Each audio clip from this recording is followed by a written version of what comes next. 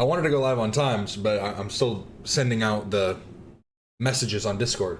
Hello, hello, hello. Welcome back to the channel. I'm Captain Quasar, and welcome back to another live stream. I'm sorry, panicking.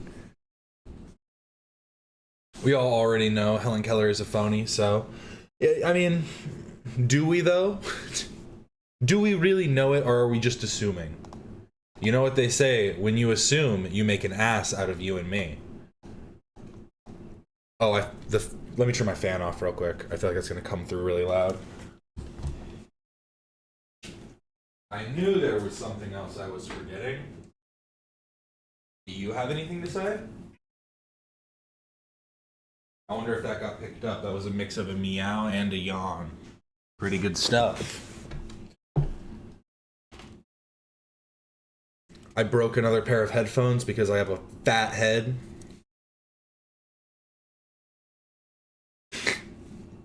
Head too fat. Frown as hard as I can. Here, let's do a poll. You watched a video on her this morning. I wonder if it's the same video. Is Helen Keller a fraud? Yes, no, false advertising,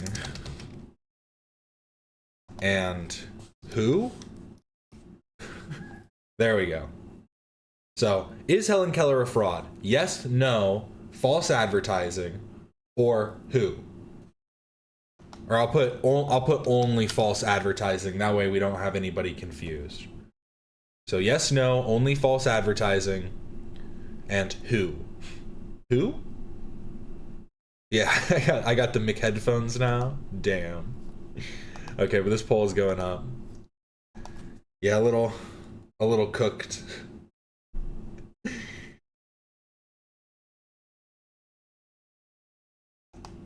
polls now happen at the bottom? Now I'm confused. They changed stuff.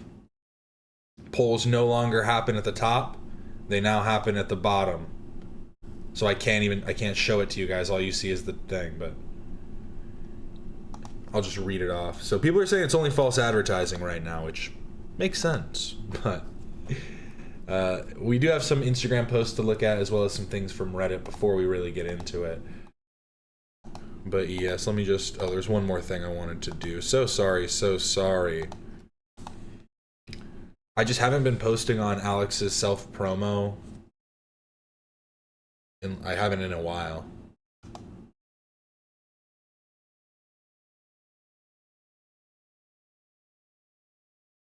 And this self-promo as well. I also need to turn off my ringer. That would be good. There we go. Now we're ready to go. Now we're locked in. You guys got to see the end of prep. Now I need to cough.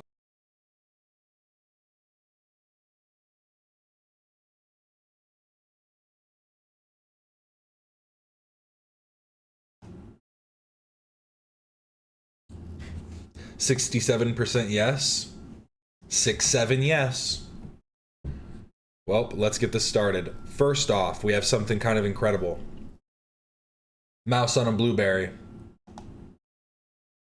This little video is called The Mouse on the Blueberry. Bless him. You're no bigger than the blueberry, look.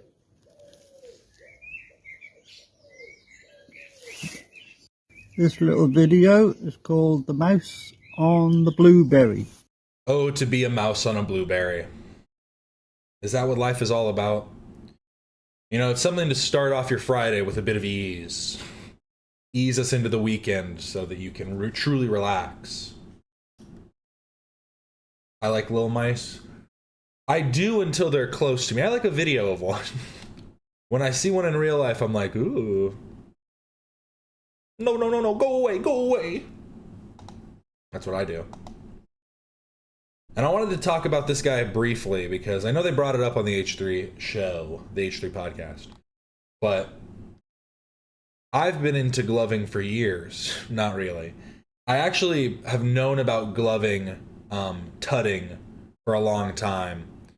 I when I was in 7th grade, 6th or 7th grade, you know how there were talent shows when you were a kid. We had talent shows, and one kid, or it was two kids, they did it together as like a duo performance, and they did a light show. So like they dimmed the lights in the, I think we were in the gym. Yeah, we were just sitting in the gym. You know, which is weird because we had like a we had a cafetorium.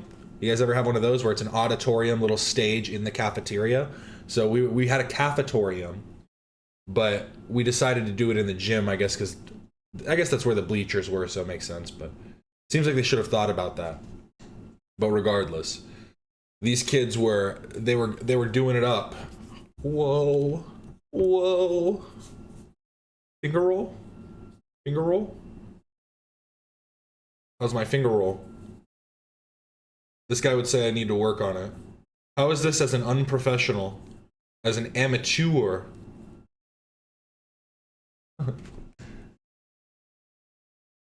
And here's the thing, I think most of these guys, like most big popular Instagrammers, I think for the most part they're playing characters. Like it's just an over-exaggerated version of themselves.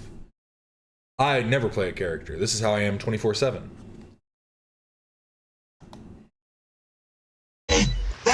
Bro was caught sleeping. The first beat of the song, he does absolutely nothing. I'm caught sleeping. I didn't catch it. Let me see. Oh, that's muted. Bro was... Oh, I see. But that's when he should have gone. Brr. Brr. Brr. Brr. I know. Caught sleeping. The first beat of the song, he does absolutely nothing. I just noticed this comment. Glove-splaining. Hate to see it. Nothing. Watch that one more time. Bro is just like, you got to be aware. You've got to be aware of your music. 99% of gloving is awareness. People don't really understand that. They think that it's all just flash. It's all just pizzazz. No. It's technique. It's trial and error. It's understanding the mechanisms of your body. If I don't understand my fine motor skills, if I don't acutely train my fine motor skills, then how can I ever expect to become a great glover? How do I ever expect to get respect at the rave?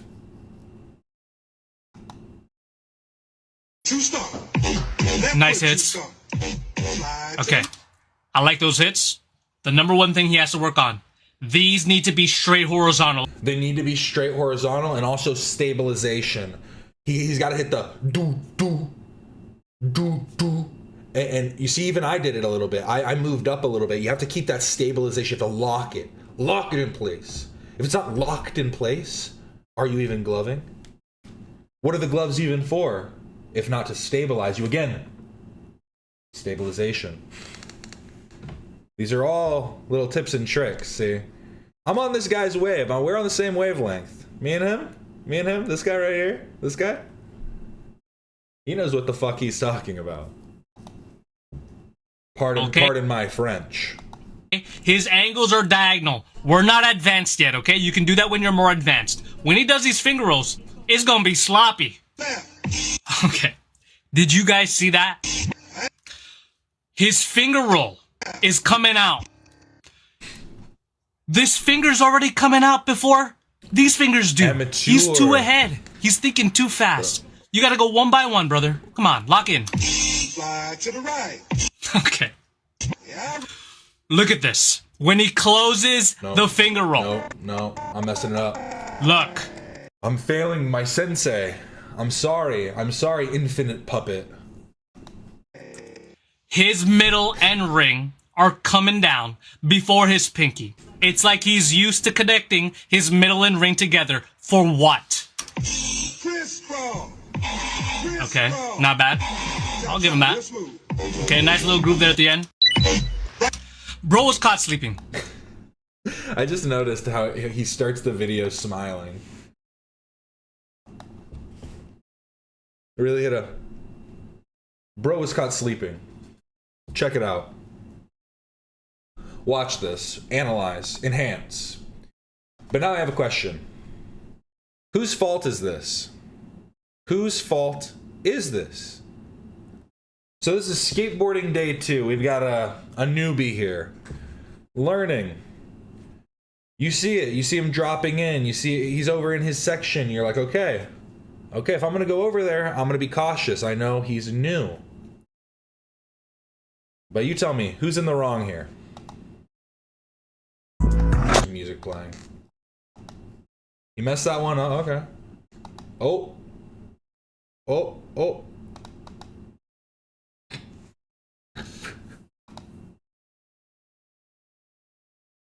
Here, I'm gonna just go one time, full speed.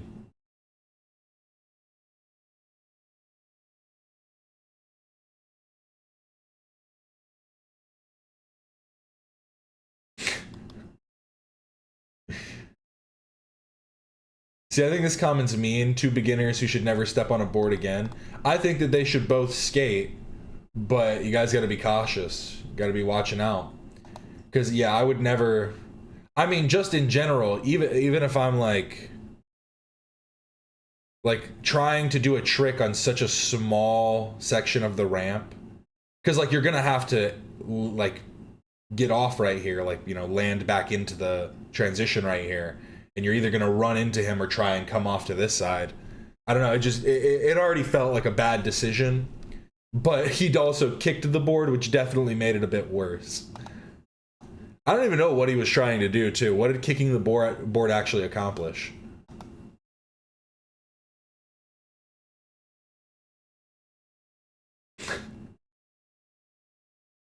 Yeah, I don't know why he kicked it up the ramp. Yeah, I don't know why he did that at all. Well, it's because he doesn't know how to skate.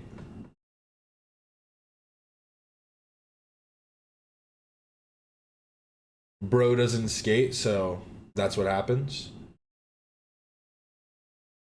I mean, also calling this guy a true beginner, I don't know if that's necessarily true. I mean, he's going fakie up a ramp, so he's going reverse. For those who don't know about skate terminology, he's going backwards up the ramp. So I don't know. This guy just got to age shit. I think he panicked. Yeah, maybe not. Maybe he is a beginner too, because he also wasn't getting all the way up. He was gonna fall regardless. He's just lucky that this guy's board was here so that he had a reason as to why he fell.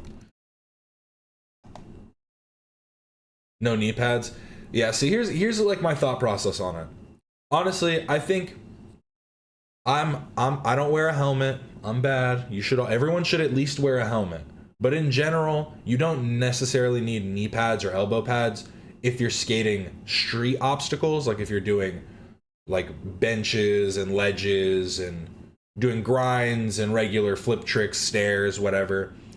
You don't necessarily need them for that, because most of the time you're just gonna bust your ass, and it's like you don't get ass pads. That's why you just do glute workouts. But when you're doing transition skating, you should definitely wear some kind of padding. Because, like, I've never been into doing half pipes or quarter pipes or anything. And it's because that's why my wrist is like this. Honestly, you should get everything. You should get elbow pads, knee pads, wrist guards.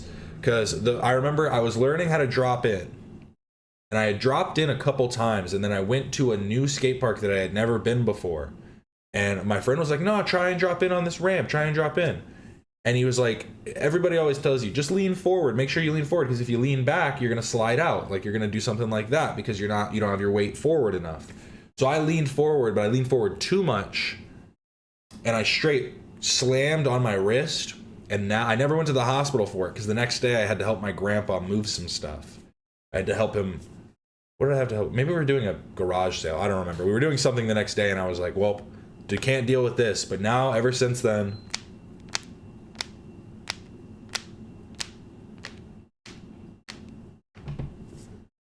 not good. It's not great. But I mean, what are you gonna do? I'm 36. I need more than that. Several hundred layers of bubble wrap. Yeah, maybe that might work. Sorry for those who aren't into ASMR. Headphone warning. W not going to the hospital after an injury. You know, it's just how I deal with things. Just put a little dirt on that broken arm. Throw a little dirt on it. All my joints sound like that. My joints click, but that the sound of that was so gross. It's definitely because, like, I can hear it doing it in a couple different places in my wrist. And who knows? I don't do it that much because I'm afraid that what it is just grinding against the bone. That like I maybe I knocked my wrist out of place and now somehow I'm just like rubbing bone against it, like bone against bone. But let's not talk about that. Let's talk about the realest lyric oh my god. Calm down. I know this is some real shit, but this is the realest lyric I've written. Sorry, it overwhelmed me. I remembered. Sorry, mum, but I'm trying to lose my taste and make my heart stop. It is meant for me, falling from you mentally. Sorry, mum, but I'm trying to lose my taste and I don't know what that means, but it goes hard.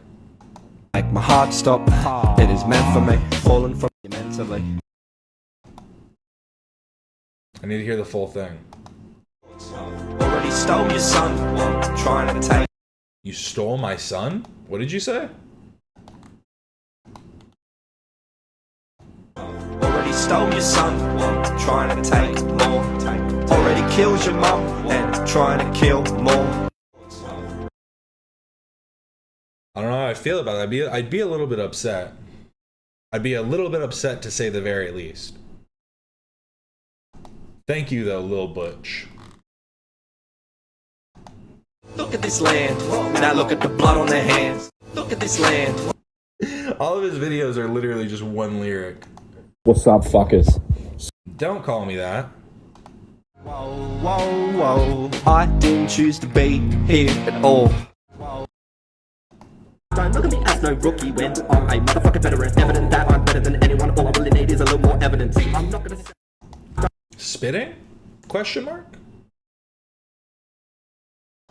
Yeah, cold hearted. I ain't got a soul. Flow is retarded.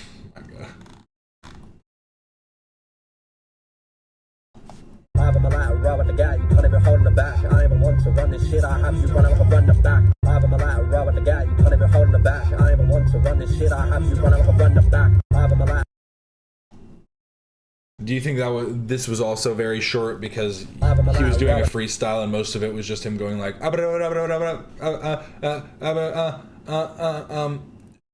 then I go So it always ends up happening when you're freestyling while driving. Hate that feeling. No, I can do it good. I'm just having to focus on all these streets. Look at all these cars crossing. I need to make sure I don't crash. At least he didn't say the N-word. I mean, just wait, maybe that'll be next. I was hoping to get more of an understanding as to what this meant, but I have no insight. Sorry, mum, but I'm trying to lose my taste and make my heart stop. It is meant for me. Okay.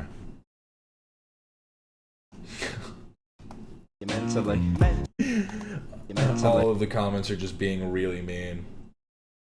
Okay, this one said, it's not bad to be honest. AI music?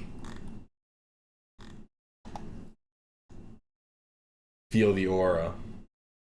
Emanating. Here's a little palette cleanser from Palmyra the band. Palmyra or Palmyra? I don't know if that's two words or one. Gotta be honest, but let me see. Palmyra. I think it's Palmyra. Yes, so Palmyra the band performance felt like... Okay, wait. I need to read this fully. Sometimes a session really feels like you're right there in the room. That's exactly how this Palmyra the band performance felt, beat by beat. I thought this was a good one. Did we really need the R word there? I don't think that he thought of a rhyming word, so it was the only thing he could think of as filler. Right here, like I said, this is a bit of a palate cleanser. Readers and bad dads tracing your past lies. Told her you're close, but ain't you tired, kid? Spent all my money on dumb stuff. You call me a fuck off. It's funny, I'm laughing. I think you cracked my ribs. Talked myself off a ledge last night. I hold my head in my hands when it spins. Paint me pretty, my eyelids. Radio silence. You look so tired, kid, and I'm so damn lonely tonight. Mom readers and bad dads tracing your past lies. Told her you're close, but ain't you tired, kid? Spent all my money on dumb stuff. You call me a fuck. Can I just say, I really like when people are singing and they sing with their face. Like when someone isn't just singing, but they're like going like really scrunching up their face. That's how this guy was singing off to the side. Past lies. Told her you're close, but ain't Like, look at him. He's really putting his heart into it. you tired, kid? Spent all my money on dumb stuff. You call me a fuck off. It's funny, I'm laughing. I think you cracked my ribs. Talked myself off a ledge last night. I hold my head in my hands when it spins. Paint me pretty, my eyelids.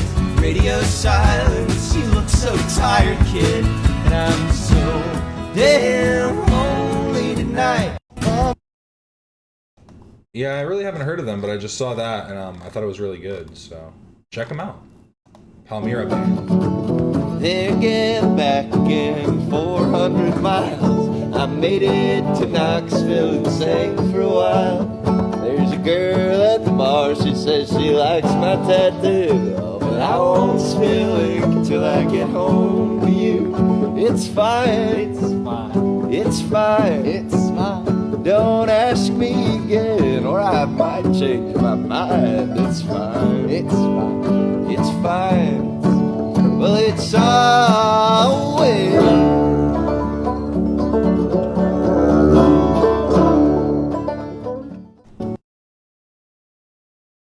One thing I always find so interesting is when someone has long hair that's like super straight.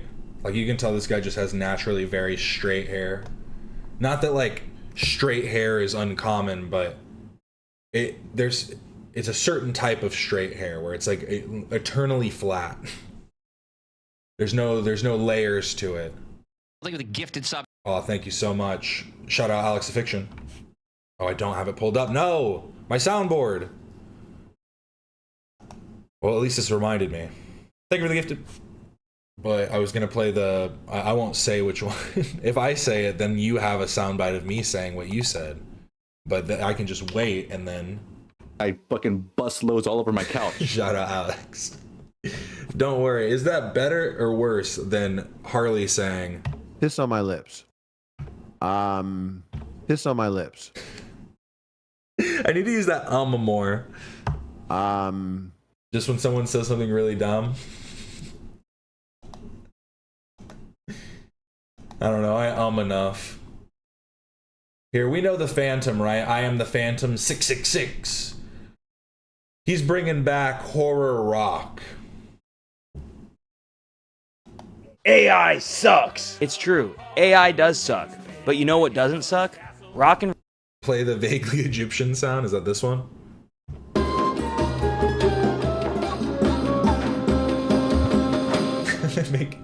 I should just make that one the donation sound. Have people spam donations, and then it's just playing this over and over again.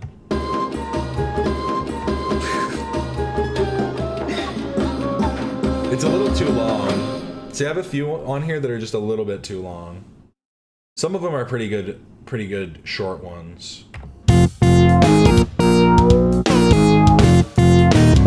That's also one I need to use more.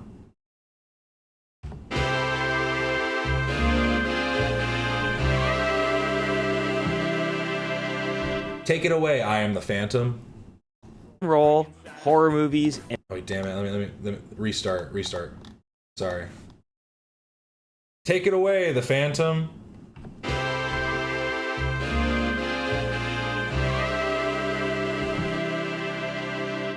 AI sucks. It's true. AI does suck. But you know what doesn't suck? Rock and roll, horror movies, and vinyl records. That's more like it. If you agree, I'd love to send you my album. The Phantom AD plays ghoulish rock and roll, which is available on green vinyl. Oh yeah. I'll ship it to you myself, and I'll throw in a sticker, a button, digital downloads, and even free shipping. That's a good deal. I think so too. More like a ghoul deal. Well, if you want a good Broken shred. Don't think that this is some type of a gimmick. I mean it is a gimmick, but it's not just a gimmick. deal or a ghoul deal, click below. If you feel like upgrading your order, I'll throw in some more discounts. Thanks for checking me out. Keep rocking and stay ghoulish. I go where the party takes me. Dracula's castle, Frankenstein's den. The mummy's tomb is where I've been. Woken up from a century's sleep. Now it's time for a big party. It's 1 bottle, 2 bottle, 3 bottle, 4. A puff of smoke and I'm out the door. Find those things, you will find me. I fucking love this guy. Here, this one's called Ric Flair Rock. When I play guitar. Airsoft Fatty released a diss track on iDubbbz. He's released like 20 of those, hasn't he? I see them all the time where they're just like Eminem Stan, but it's him and iDubbbz, and it's him about iDubbbz. Hey iDubbbz, I wrote you, but you still ain't calling. I'm surprised. I wouldn't be surprised if that's one of them, actually. But Ric Flair Rock. I feel like Ric Flair. Woo! I'm a rock and roll champion with curly hair. Woo! Like a nature boy that was born to rock, yeah. And once you get me started, I don't ever stop. I'm a wheeling, dealing, kiss stealing, rock and rolling son of a gun. Woo! Woo! He actually started music right before Elvis. That's when he got bit by a vampire and became one. You say that's when he contracted the vampiric virus. And now he's coming to Denver, maybe. I don't know. They want him to. Oh, and then I pulled up a little. I have some alt comedy, a little bit of alt comedy that I pulled. This guy's probably the best. Honestly, I've been a big fan of one-liner comics for a while. I've been saying this, that comedy died when most stand-up just became storytelling. Storytelling's fine, but that is one avenue of comedy, and I feel like people like Joe Rogan and they started like creating this hierarchy of comedy about what is good and what isn't good. And when you do something like here's the thing that bugs me, right? There's this one guy that's basically a Mitch Hedberg clone that goes on Kill Tony. They've warmed up to him a bit and they've got him on and off and stuff, but they've called him out for it, for being basically a copy of Mitch Hedberg. Why do I feel like that's not his name?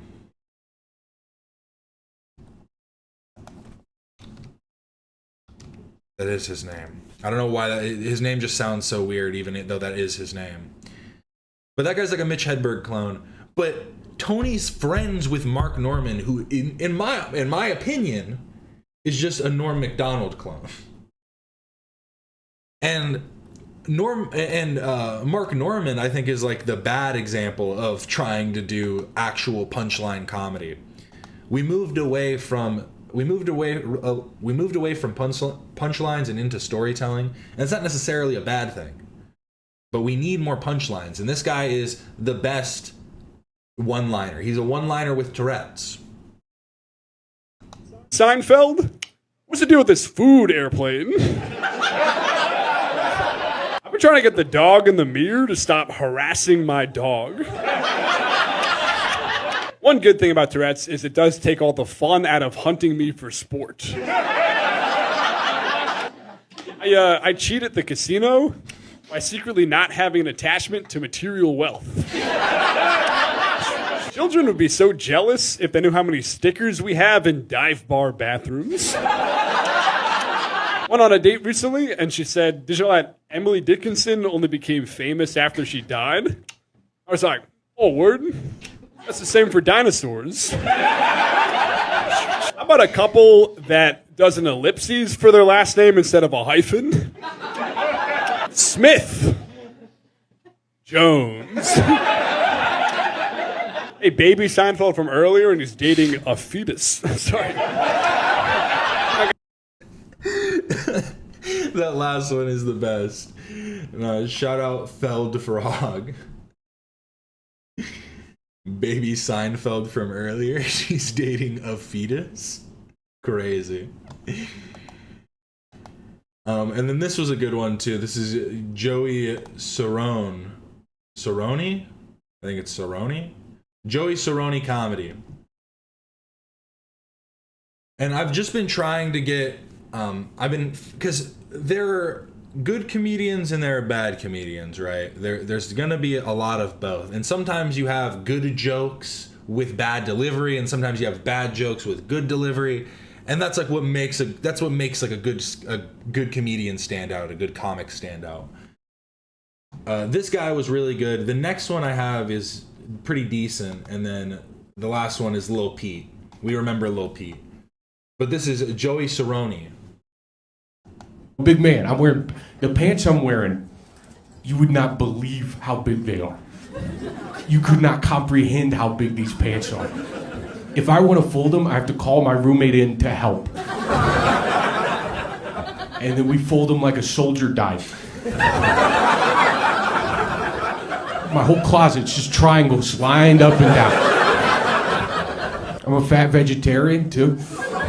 I belong to an exclusive club called What? How?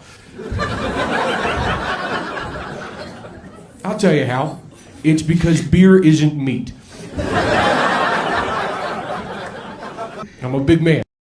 See, and this is what I mean, because I feel like I've seen comedians today that'll say something or tell a joke or whatever, and then people will go like, "That didn't happen to you." Yeah, no shit. It's called a joke.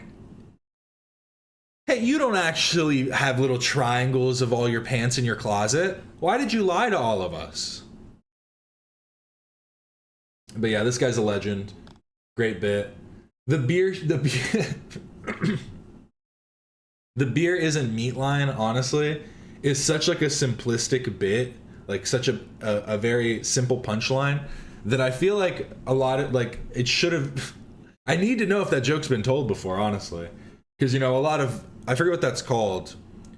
It's like parallel thinking, whatever. I forget what they call it, but when they were like, Dane Cook didn't steal Louis C.K.'s comedy. He merely heard the jokes and then told them later on his own without remembering where he heard them. It's like, I believe that, but that he stole the jokes. Let's not move past that. And this guy, sorry, this one isn't a slight at V-Gang. I don't know if V-Gang's in here, I gotta be honest, so this one might get a pass. Shh. I just thought this bit was so, it's just so dumb. Certain bits, I think you can only do, some comedy really works best with a drunk crowd. If your crowd is absolutely plastered, you can just say the dumbest, most pointless stuff, and it'll get big laughs. And I think this is a good example of bad joke, good delivery. You hate the fucking vegans. Give a little Hong Kong. We love a little call and response too. Can I get a little honk honk? Can I get a little bonk bonk? Oh yeah, they'd hate to be a fly on the wall here. But they aren't in here, are they?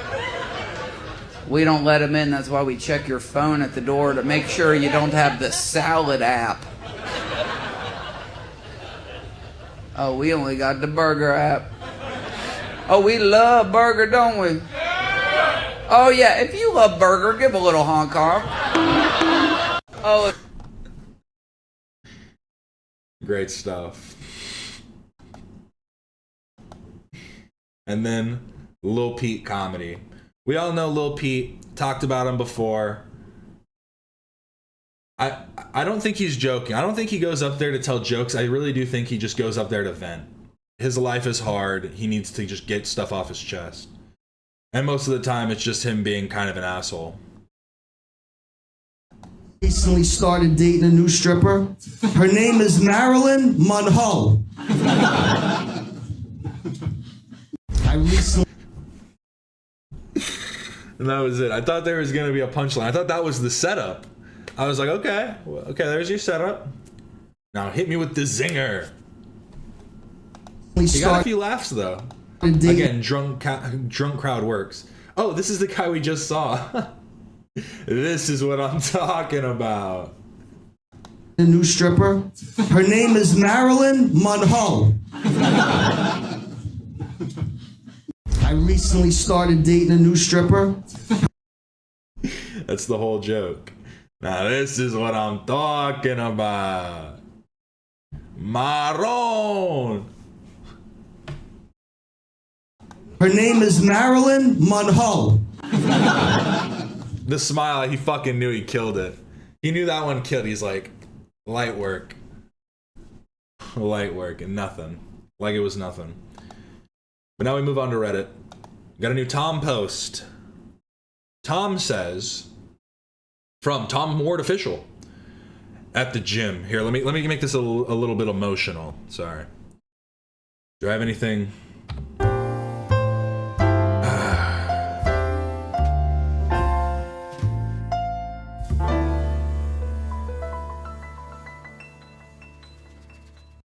I was at the gym, working out and minding my business. And some clavicular-looking bro came up to me and took a pic of himself right next to me. Dude flat out frame mugged me. I think I have a case for elder abuse. Be careful out there, young people. It could happen to you too, if you're not careful. I'm sorry, Tom Ward. You should definitely press charges. I think that you would have had, you would have gotten away with using your Second Amendment rights in this case scenario. I'm just saying, it is possible that this would have been considered self-defense. Ask PNP. I'm not a lawyer. But I just thought this one was a little bit special. Every once in a while, we get a little bit of, we get a little Tom special. That's all I can call it. The Tom special.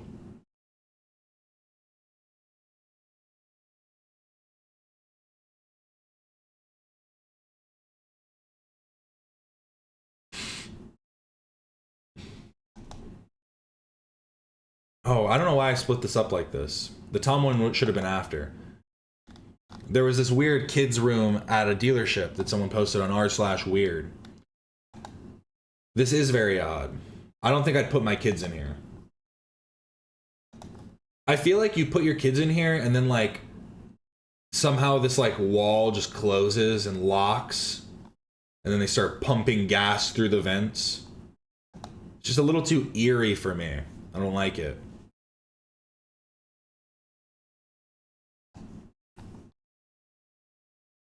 Looks like there's art behind that scary pufferfish, LOL. It's a car dealership.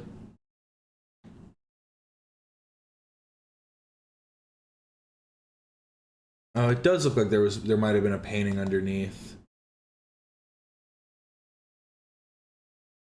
Or they just did a really shitty job of trying to make it look like water. That's also possible. Hey. Hello there. Welcome to the sea. I am the old pufferfish, here to take you on your journey. Come along.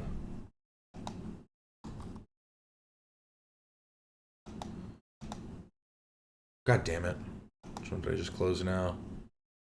Stop closing stuff, me. And then I did see this on Instagram, but someone posted it on the r/h3 production subreddit, so I thought I'd pull it up here. This girl just bodied the island boy. It does seem like they've gone their separate paths a little bit. The island boys seem to be doing their own thing, just a tad bit. This was very odd, honestly. This whole thing was just like, I think the only way you could describe it is pathetic. Truly pathetic. Okay, good. Girl, I have a mansion. I have a That's nice car. rented on Airbnb. I have a nice. Okay. I have a nice car. I'm so proud of you. Okay. Good job. And you're broke as. Okay, yes. Did kissing your brother get you the mansion? Girl, to be honest, you need to dye your hair black Okay. because you look Black? Yes, because you look emo. Okay, now I'm. That just didn't make any sense. I'm just confused as to what that even meant. Some people, I think, here's the thing. If you're going to do roasts like that, you've got to just say something that just makes absolutely no sense. Like, you... Be like, you look like a socket wrench. I don't know. Just say something.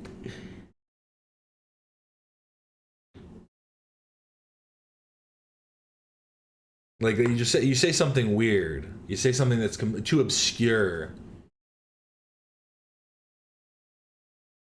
But just being like, you look emo, you should dye your hair black. It almost sounds like he's just like, you know, stylistically, he's just giving her an opinion. He's like, I'm just not liking the aesthetic. I don't think this is your vibe. You need to be more honest with yourself. I think he was trying to say she looks sad. That would have at least made more sense. You need to dye your hair black, you look emo. You don't look emo enough, but you look emo. Emo? Yeah, not you. I'm emo because you kissed your brother? Got him with that one. Got him with that one. There's no way to reply. Your teeth are yellow. Okay, that's fine. Mogged. Absolutely mogged. I can get them fixed, but you can't unkiss your brother. Okay. He genuinely looks like he's about to cry. Like his eyes look like super red. Bro, why am I talking to this stupid... Why does it look like he has Botox? Am I crazy? It might just be the tattoos that are like giving that effect right now. It looks like he's got Botox or something. Like a very light... like filler or something. I don't know. You kept talking. I kept responding. Girl, I'm better than you. You're not. It's like, are you trying to convince me or yourself? I'm better than you. Don't you get it? I'm better. Girl, I'm smarter. I'm stronger. Better than you. You're not. You're my height. My status is better than you. Says who? Okay. You're famous for what? You get clowned on. I love that he couldn't even respond to that. How are you better than me? Okay, wait. Okay, give me a second. Let me think about this. Let me think this through. You get clowned on the internet for fun. Good job. You're famous for getting laughed at. What do you want to be? Sienna, what do you want to be when you grow up? I don't know. Well, but I thought that was a weird question too. These are both grown adults. What are we talking about? Is this a child? Maybe I'm assuming because she has like a whole half sleeve. Or a quarter sleeve, I guess, but like a quarter sleeve tattoo. Like, I'm just, what do you want to be when you grow up? Should get to it. Chop chop. When I grow up, I don't want to make out with my brother, and I want to keep my husband. I don't want to have 3 baby mamas. Watch, now she gets stuck. I didn't get stuck. I just What car do you drive? Why does it matter what car I drive? I'm a woman. You're a man. So why are you bag checking me? Can you not compete? I just think in general comparing that is dumb. Yo, show me how much money you have in your bank account. Show me how much money you have. What kind of car do you drive? What kind of what kind of cool clothes do you wear? These are Amiri jeans. Hey, you ever heard of Dolce & Gabbana? I bet you haven't, because you're poor. It's like these things are, bless you. It's like these things are so, like, just nothing. Who cares? Bro, if anyone ever says that to you, you just go, you seem really unhappy. It's really, wow, that must be true. Money doesn't buy happiness. Crazy. With a man, do you feel like insecure competing with men? No, to be honest with you, Okay. I do this. I am wondering what he said there. Maybe he's going to say, I do this all the time. I do this. Okay, good. Bro, I have a weird. That's that. And then I posted this on H3H True Productions because I'm a little late to the Hup party, but I was reminded of this comic series and thought this cover was fitting. Am I the only one that thinks this looks a little like Harley? Just a little bit? Not too much. Kicks butt, dude. Hup, hup, hup, hup, hup, hup, hup. Hup, hup, hup, hup. There is one comment. Oh, I can't see it. Let me refresh. Oh, a few. Guy on the right is 100% Harley. Za, zoo, za.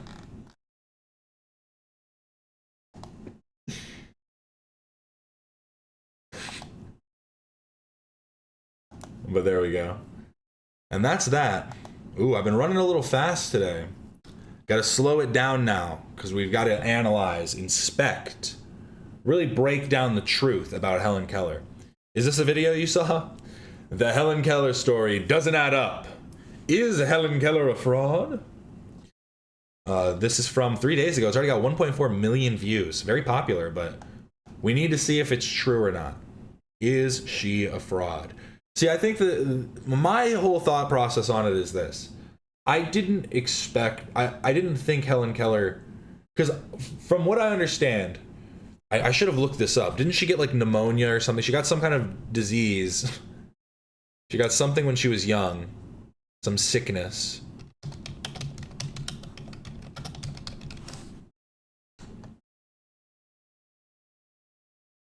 Just called it brain fever. Oh, so it was likely bacterial meningitis or perhaps scarlet fever. They didn't know what it was and just called it brain fever at the time. And so that means that she wasn't born with a lack of sight, and her sight and hearing merely became diminished because of this illness that she had. And so, like, I would assume that she probably had some like ability. Like, you know what I mean? Like, maybe she could hear, like everything just kind of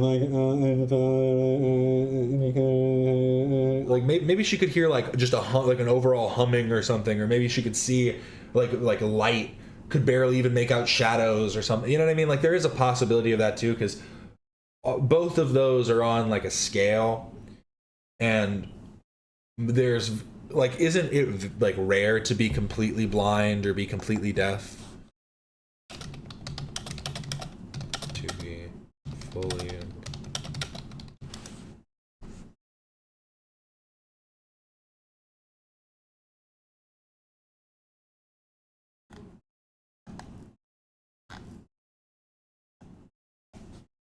Not blind and deaf, blind or deaf. That's the question I'm asking. Total blindness or complete absence of light perception is rare, representing only about 10 to 18% of all cases of legal blindness. While approximately 43 million people are estimated to be blind globally, the vast majority have some residual vision, such as light perception or motion detection. Fully deaf. Relatively rare compared to the broad spectrum of hearing loss. While over 5% of the world's population, 430 million, have disabling hearing loss, complete loss is a small subset of that group, with estimates suggesting, less than 1,900,000 profoundly deaf people in the UK. Oh, just in the UK, okay. And 1 in 1,000 babies born deaf, okay. So 1 in 1,000 babies born deaf will be born completely, totally deaf. But again, she also was born neither blind nor deaf, so.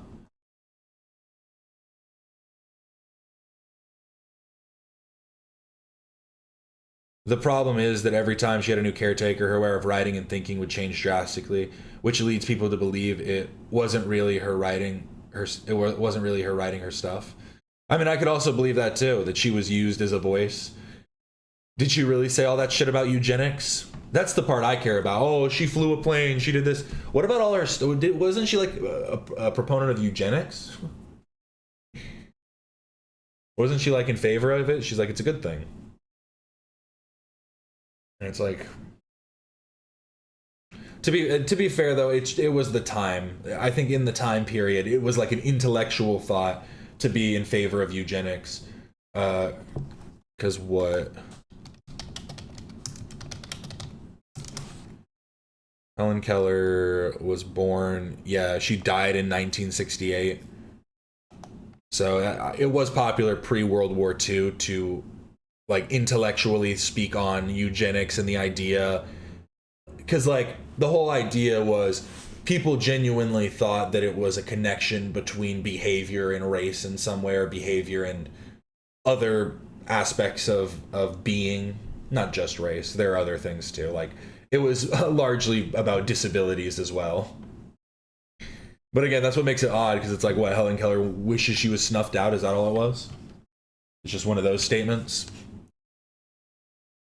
My theory is her first scribe understood her. Once she died, that's when her writing, etc., changed, because she has a different scribe. I mean, that's an interesting theory too, yeah, because it's like it's your interpretation of what she's trying to express. Because usually our expression is done through language, and so we're able to more clearly express ourselves based on the amount of words that we know. But someone like her, she's learning how to express herself through these scribes, through these people who are able to express the things. Well, didn't she speak herself too? Helen Keller spoke, right? Helen Keller speaking. I don't know if that'll be in this video. In this room sits a with the outer hand. She was a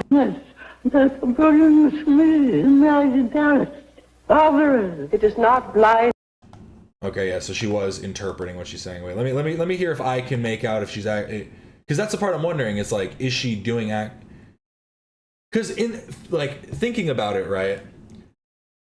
You would theoretically be able to teach somebody without like any other level of like cognitive impairment or something. I would presume you'd be able to teach them like, just choke me every time I'm talking. Every time I'm talking, put your hand right here, and then you'll be able to feel the words that I'm saying. You'll feel my jaw movement, and you'll feel the vibrations through your hand. And that sense of touch will obviously be heightened because of the lack of other senses. That sense of feeling, you know? That's why they use things like water and they used other things, right? But I don't know. Maybe I'm wrong. It is not blindness or deafness that brings me my death. It is not blindness or deafness that bring me my darkest hours. Yeah, that's okay, yeah. That's what she said. That's what it sounded like. Blindness is my death. It is not blindness or deafness that bring me my darkest hours.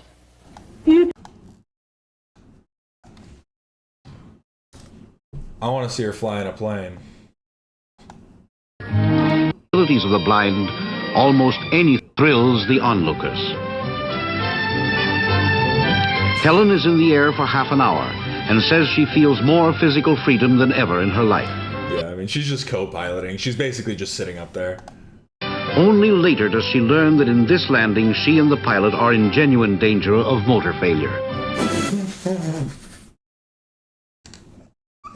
Yeah, it's probably a good thing to not explain to her beforehand. She's gonna think every little bit of turbulence is them going down. We didn't let her know that she totally could have died. But it went off without a hitch, so... who cares?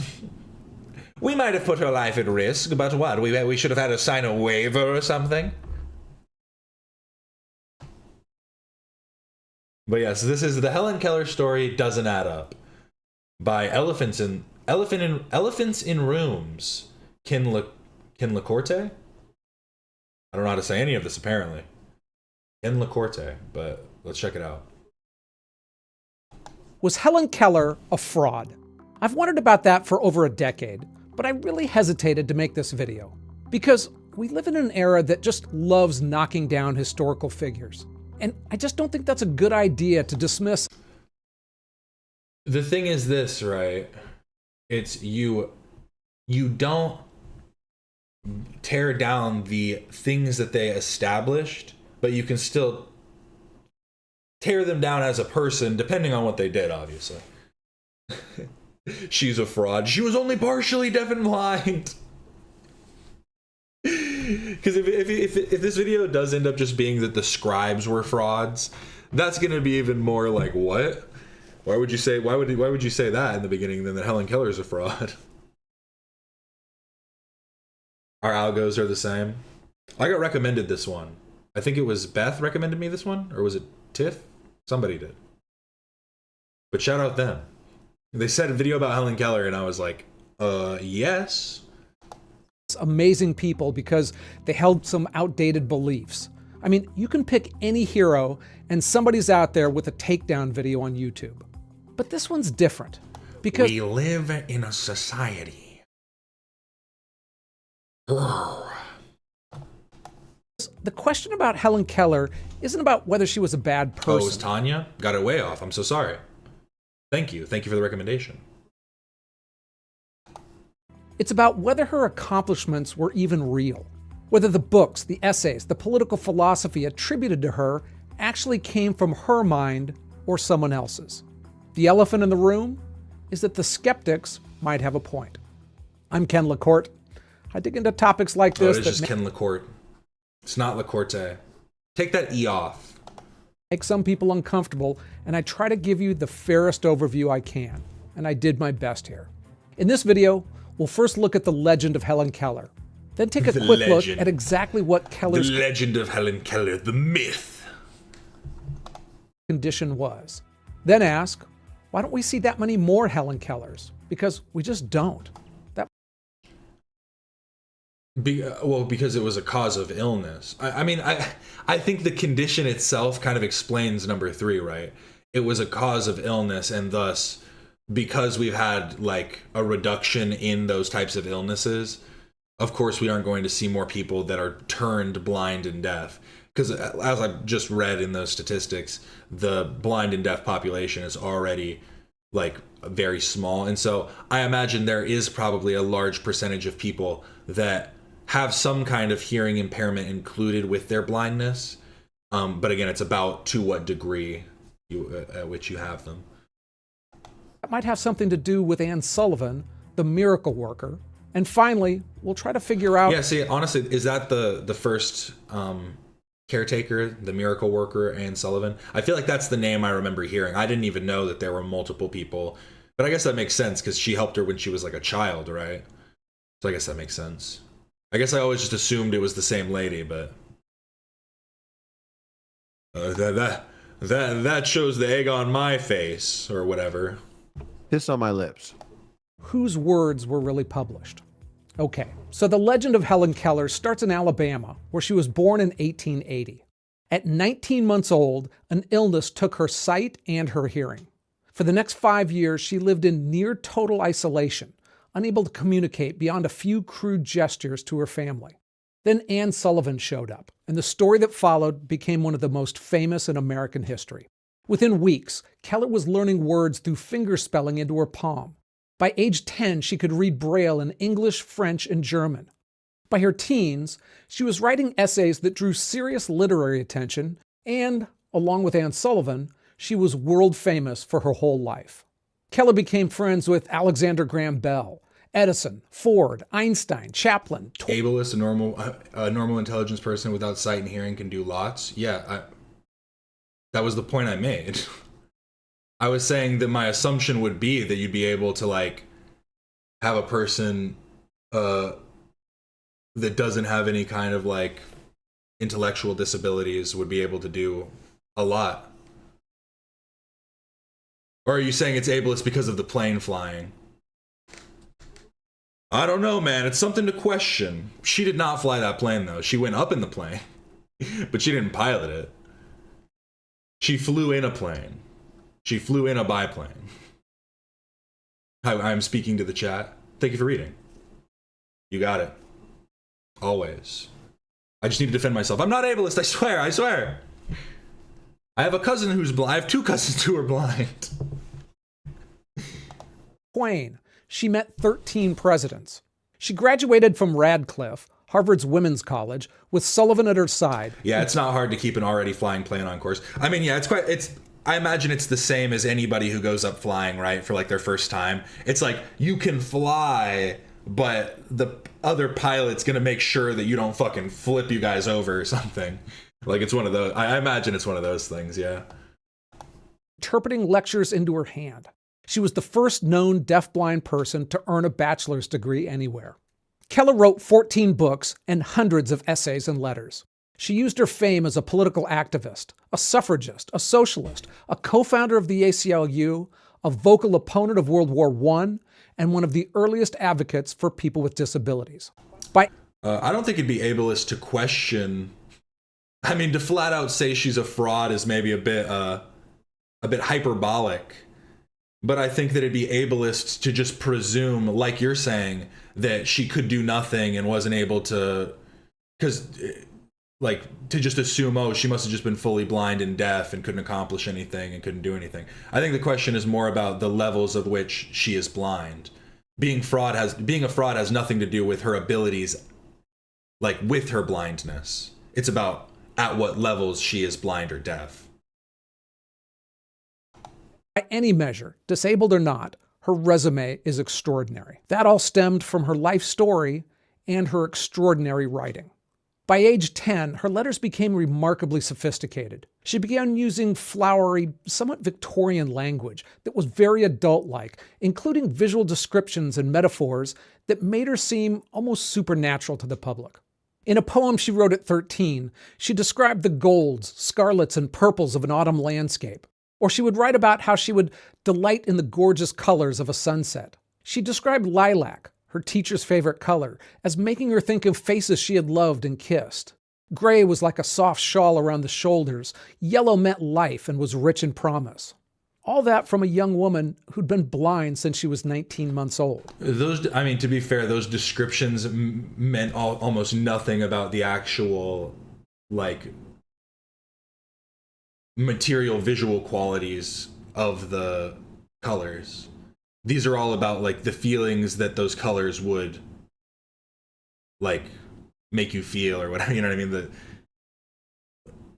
Because, yeah, it's like, oh, you think of red as warm and blue as cold. It's like stuff like that. Just the associations to which. So it's like seeing, it's like I don't feel, I don't see a sunset, but I can feel the warmth of the sun as, like, it sets, and then feel it change to, like, the coolness of the night or something. You know what I mean? Like, there's certain things and ways you could describe it that necessarily kind of make they can illustrate some kind of sense of the color.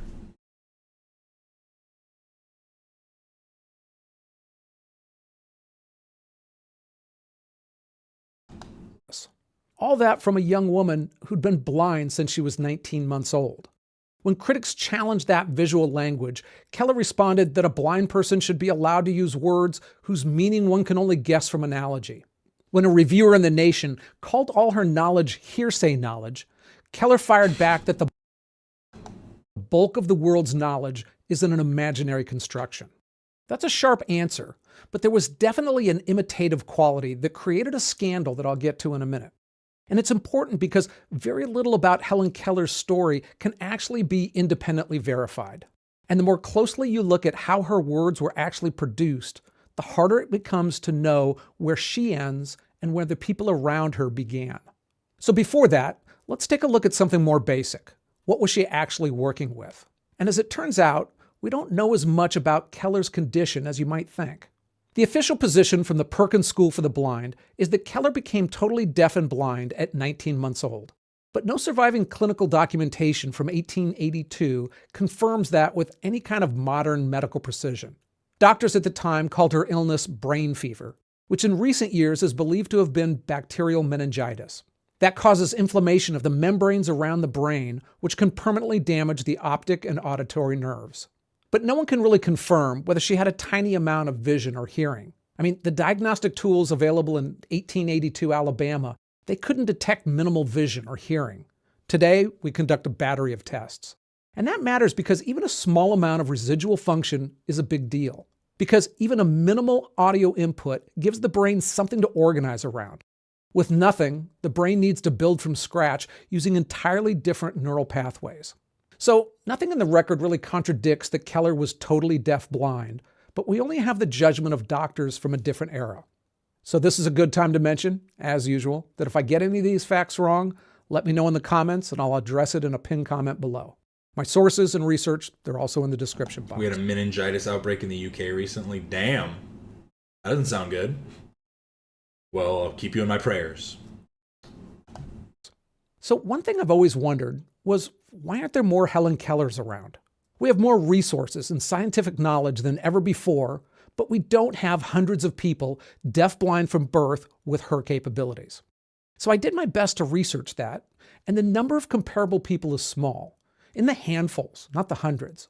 And I should note that some of them lost their vision and hearing a bit later in life, so we're not necessarily comparing identical situations. Haben Girma is often cited as a modern-day Helen Keller.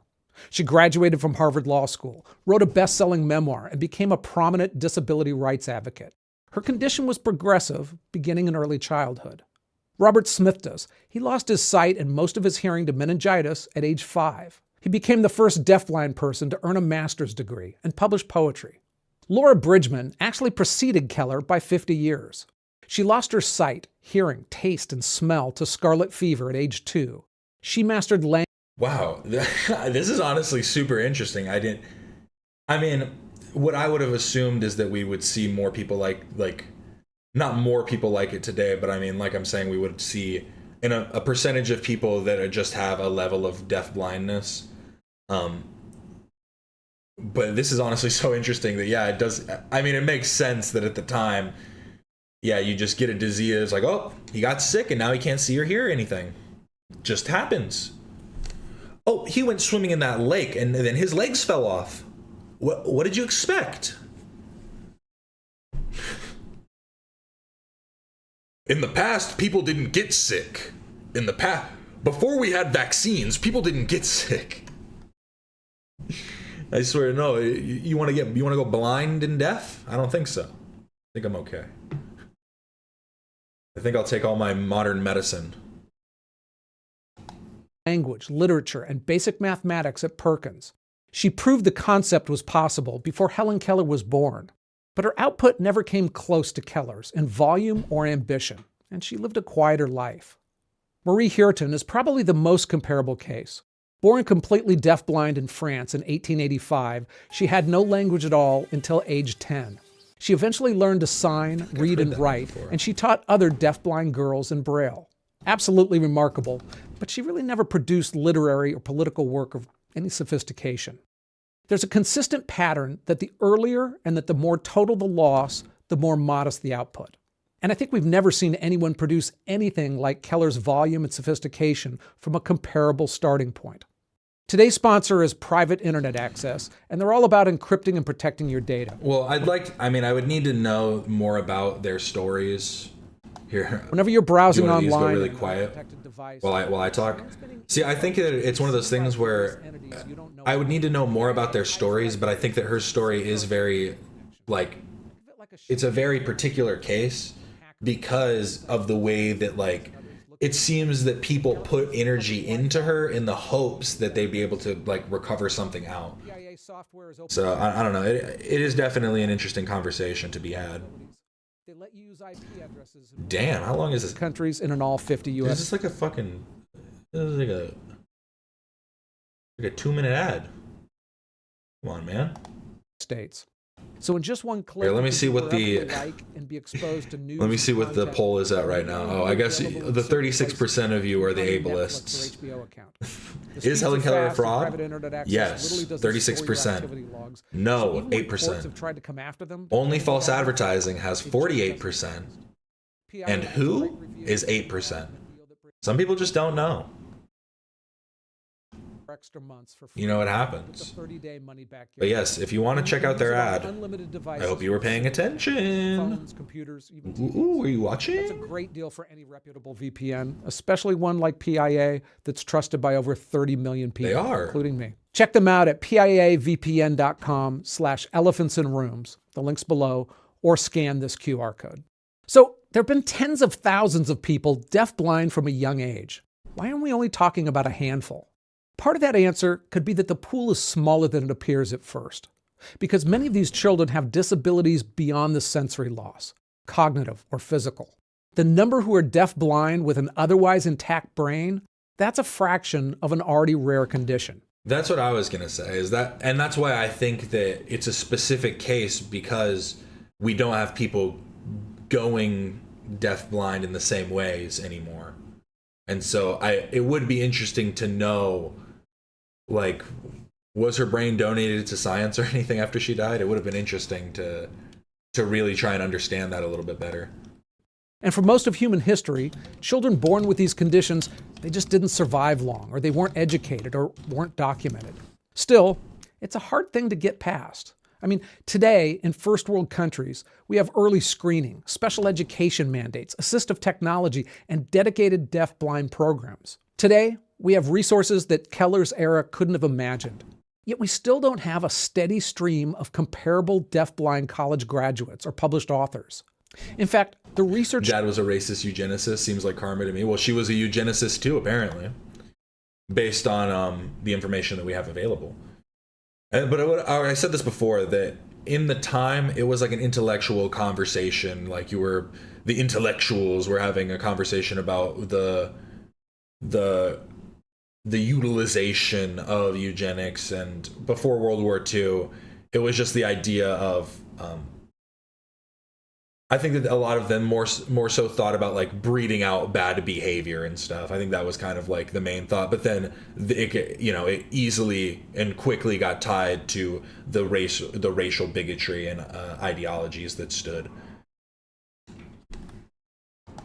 Treats basic communication as an achievement worth celebrating. That leaves a problem with no comfortable answer. Either completely deafblind people can achieve high literacy with proper support, in which case we should have hundreds of modern examples, or they largely can't, which means Keller's output requires an explanation beyond her disability.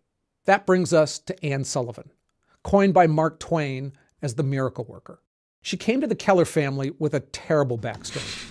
Looking extra scrumptious today, thank you. I appreciate it. We had to read her biography in the 12th grade in India, part of the assigned reading. See, I remember we didn't read her biography. We did like a whole section, I think, in social studies class in elementary school or something. We did like a whole little section talking about Helen Keller.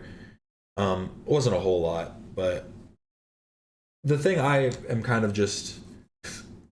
I don't know, the thing I'm kind of just stuck on is, I guess that's the whole thing, right? It's not to say Helen Keller's a fraud. This video is quite literally just, it's not Helen Keller's a fraud, and starting his video off that way is crazy. But yeah, what he's trying to say is that the different scribes, the different people that, caretakers that she had, were the ones that were frauds, that were trying to kind of like supplant their own ideas into the works of Helen Keller because they knew it'd be more popular. Which I mean, honestly, I think is a very easy thing to agree with and believe. You're telling me that a woman who was blind and deaf, even partially, wasn't able to had her voice manipulated? Interesting.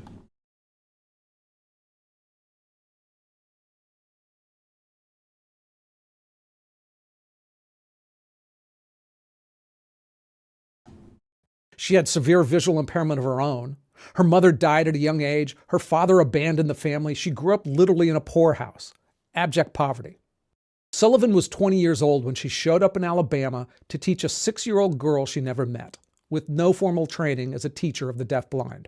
Helen Keller became her entire identity and livelihood from that day forward. From the beginning, Sullivan controlled Keller's education completely. What she learned, how she learned it, what ideas she was exposed to. When Sullivan married a Harvard-educated literary critic, he moved in and started to edit Keller's work, sometimes heavily by his own admission. So Keller's sole interpreter was married to a man with some serious literary skill, and they all lived together under the same roof. That's the household where Keller developed her politics. She became a committed socialist, a suffragist, and a co-founder of the ACLU. She praised the Russian Revolution, and by World War II had a line with the Communist Party. The idea that this happened in a vacuum, inside a household that had a socialist literary critic editing her words, that doesn't make much sense. In fact, Keller's 1912 essay... I do find this to be a little bit of a...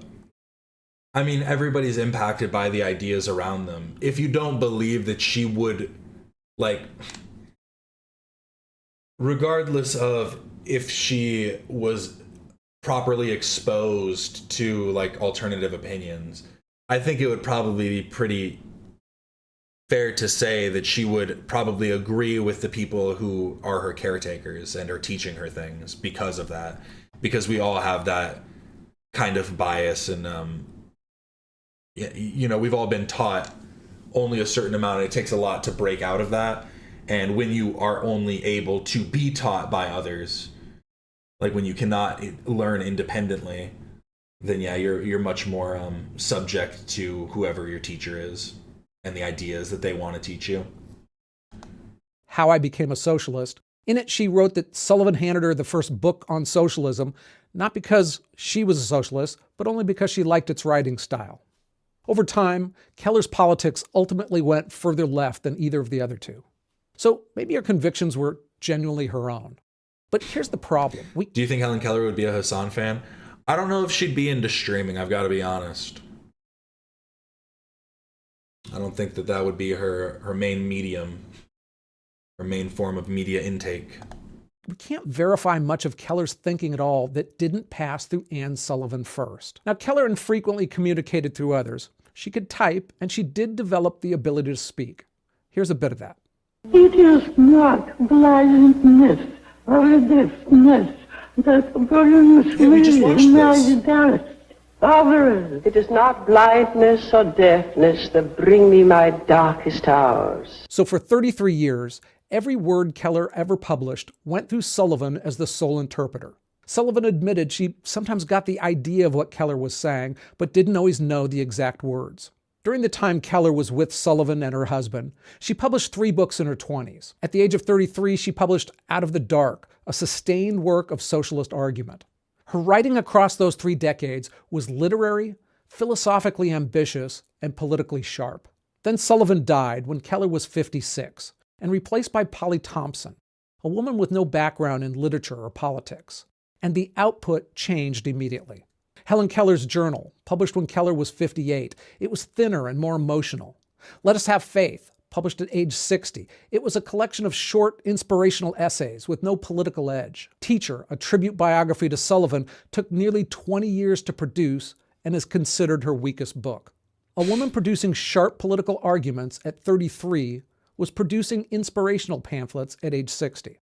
The verbiage changed as well, from more Victorian prose with a biblical cadence to words that were more grounded, more emotionally direct. Some critics argued that the husband, John Macy, was the biggest inspiration of the early years, and without him, the writing became less literary and more authentically Helen Keller. After Thompson died, a nurse became Keller's companion, and Keller stopped publishing altogether. Now, some find... Yeah, I think, it's pretty obvious that if he admitted to editing her works, it's kind of hard to deny that, right? I find it remarkable that during Vietnam, the civil rights era, a woman with Keller's strong opinion stayed silent, but she was also in her late 70s by that time, so I just think it's unfair to draw too much from that. But the Thompson years, they're harder to explain away. The decline in ambition and sophistication, that doesn't track any medical event. It tracks the loss of Sullivan and her husband. Sullivan's own biographer wrote that as long as Sullivan... Maybe she just went into a bit of like an emotional state. Maybe that was a great loss that she was feeling in her life and she felt moved away from politics. She took a look more inwardly. Just saying, it's a possibility as well if we're just theorizing here. Lived, a question remained as to how much of what was called Helen Keller was really Anne Sullivan. It's a question that's at the center of the Helen Keller legend. Whose words were they? Now look, I have an editor who writes many of these words. Every author does. It's impossible to know without understanding their process. I mean, were the fundamental thoughts from her or someone else? How many of their words did they write or change in editing? But when I read some of her letters as a child, they gave me pause. Here's an excerpt from one when she turned 13 years old. Late in the afternoon, we stepped into a gondola and made the trip through the lagoons. The sun was setting, and we watched the changing effects of its soft, rosy light upon the towers and fair white palaces. When it was quite dark, the city was illuminated, and the fireworks began. The thousands of tiny electric lights were reflected in the water. It looked as if a shower of golden fish had been caught in an invisible net. Look, it's reasonable to question whether any child could write like that, especially routinely, without massive guidance from someone else. And the question of whose words were they became central to a scandal when she was just 11 years old. She had given a short story as a gift to Michael Anagnos, the head of the Perkins School for the Blind and a massive booster of his star pupil. She called the story The Frost King, and it was about how autumn leaves were painted by fairies. He liked it so much that he published it in the alumni magazine, and it was then discovered to have been plagiarized from somebody else. Keller and Sullivan said that 3 years earlier, when Keller was just 8, Sullivan was on vacation, and another person had read the book to Keller through fingerspelling. That the ideas had gotten jumbled in her head, and she just thought the story was her own. That's actually a thing, and it's called cryptomnesia, a phenomenon of accidentally pulling something from your memory, a story, a song.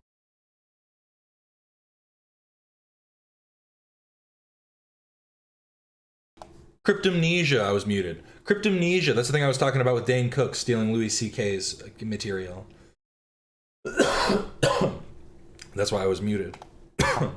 But not like this. Not from a single reading years back that has an entire plot sequence and some entire sentences copied directly. It would be an almost unheard of level of recall that she never claimed or exhibited throughout her entire life. She was hauled before a panel of 8 Perkins officials and cross-examined, and the panel was split. The tie was broken by Michael Anagnos himself, in favor of Helen Keller. But while he technically cleared her name, he spent the rest of his life convinced she was a fraud. The relationship between Keller, him, and the school ended, and he later called her a living lie. So, on one hand, this is a single plagiarism incident with an 11-year-old girl. I mean, I was still digging holes in the backyard at that age. But Keller's writing during that time was full of passages that closely mirrored things Sullivan had read to her. Heavy paraphrasing and ideas, and again, all through one other woman's hands. Sullivan acknowledged that Keller's writing at that age contained extensive paraphrasing, and it was considered part of her immersive education. So that makes The Frost King less an isolated incident and instead a visible example of something that was happening consistently. To me, it's fair to say that Keller's writing that made her famous, especially in her young years, came as much from outside her world as inside her head. That's not a hoax, but it also isn't what people believed it to be. In the 1990s, there was something called facilitated communication.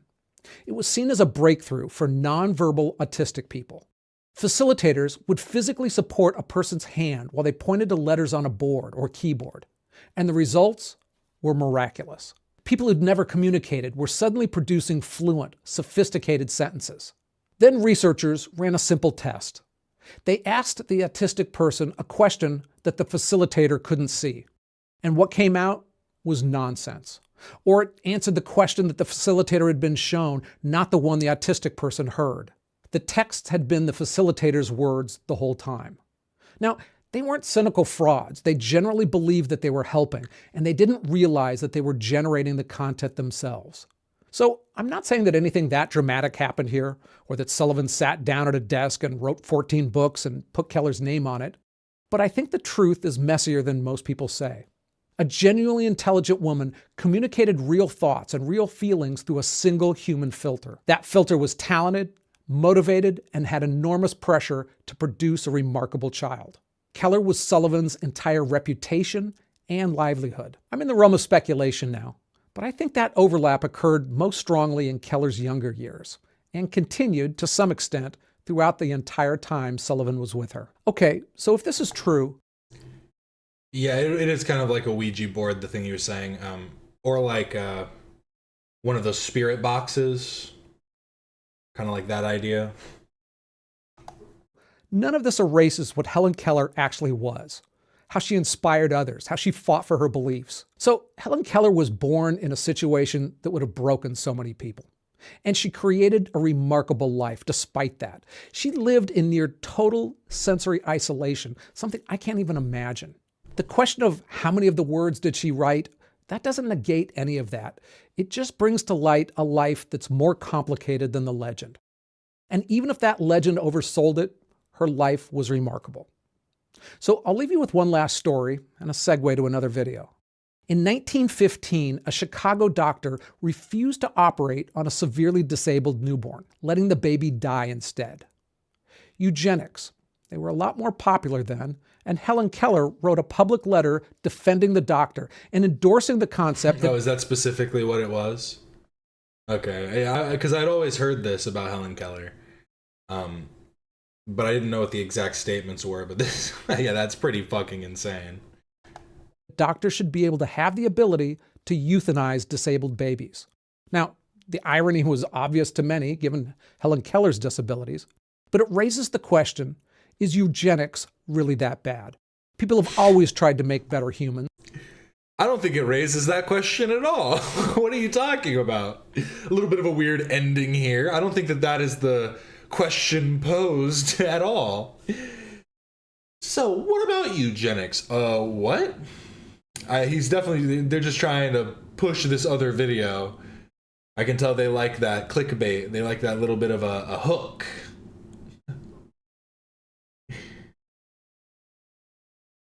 Yeah, that's wild. Yeah, I didn't know about the specific case. That's honestly very insane. But yes, that also makes me question, again, if that would have been written by Helen Keller, or if maybe, who knows, maybe she just supported it and was just like, oh, you know, they talked to her and explained to her the situation, and they were like, you want your name on this letter? You know, and I think anything's possible. They said, hey, Ellen, listen. Yeah, that's your conclusion. Yeah, I was very taken aback by that ending there. He was like, should Helen Keller have really been here? Kind of a crazy ending, but you know, we're all right. Okay, we have 30 minutes. 30 minutes, almost on the dot. No title, no thumbnail. Should I put the poll up now? We finished the video about Helen Keller, the Helen Keller stuff. And so here's the way the polls ended out. Is Helen Keller a fraud? 7% said who, and 7% said no. So only 14% are just like, what? Helen Keller? But 41% said yes. Yes, Helen Keller was a fraud. That's surprising. That's a surprising number. I don't know if that's the answer I'd go with, but, you know, to each their own. You guys are a little crazy. Let me,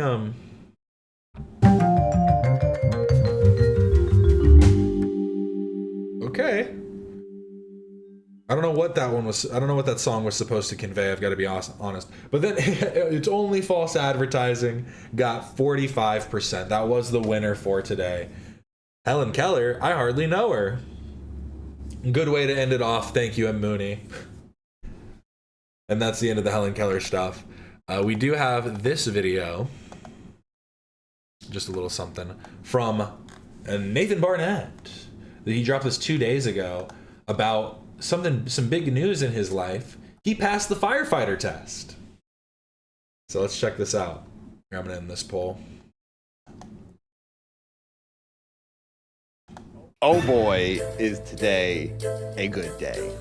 I just completed a very hard test. I always said if I wasn't an actor or wasn't filming or making videos and going down the creative avenue, the only job I'd want would be to be a fireman. I love acting and performing and making videos and songs and all the junk you see me do, all the obnoxious songs. By the way, thank you for pushing the new annoying fart song to nearly 10,000 views. Once it hits 10,000 views, I will do what you say. I will eat either a donut or pizza. Vote in the community tab and all the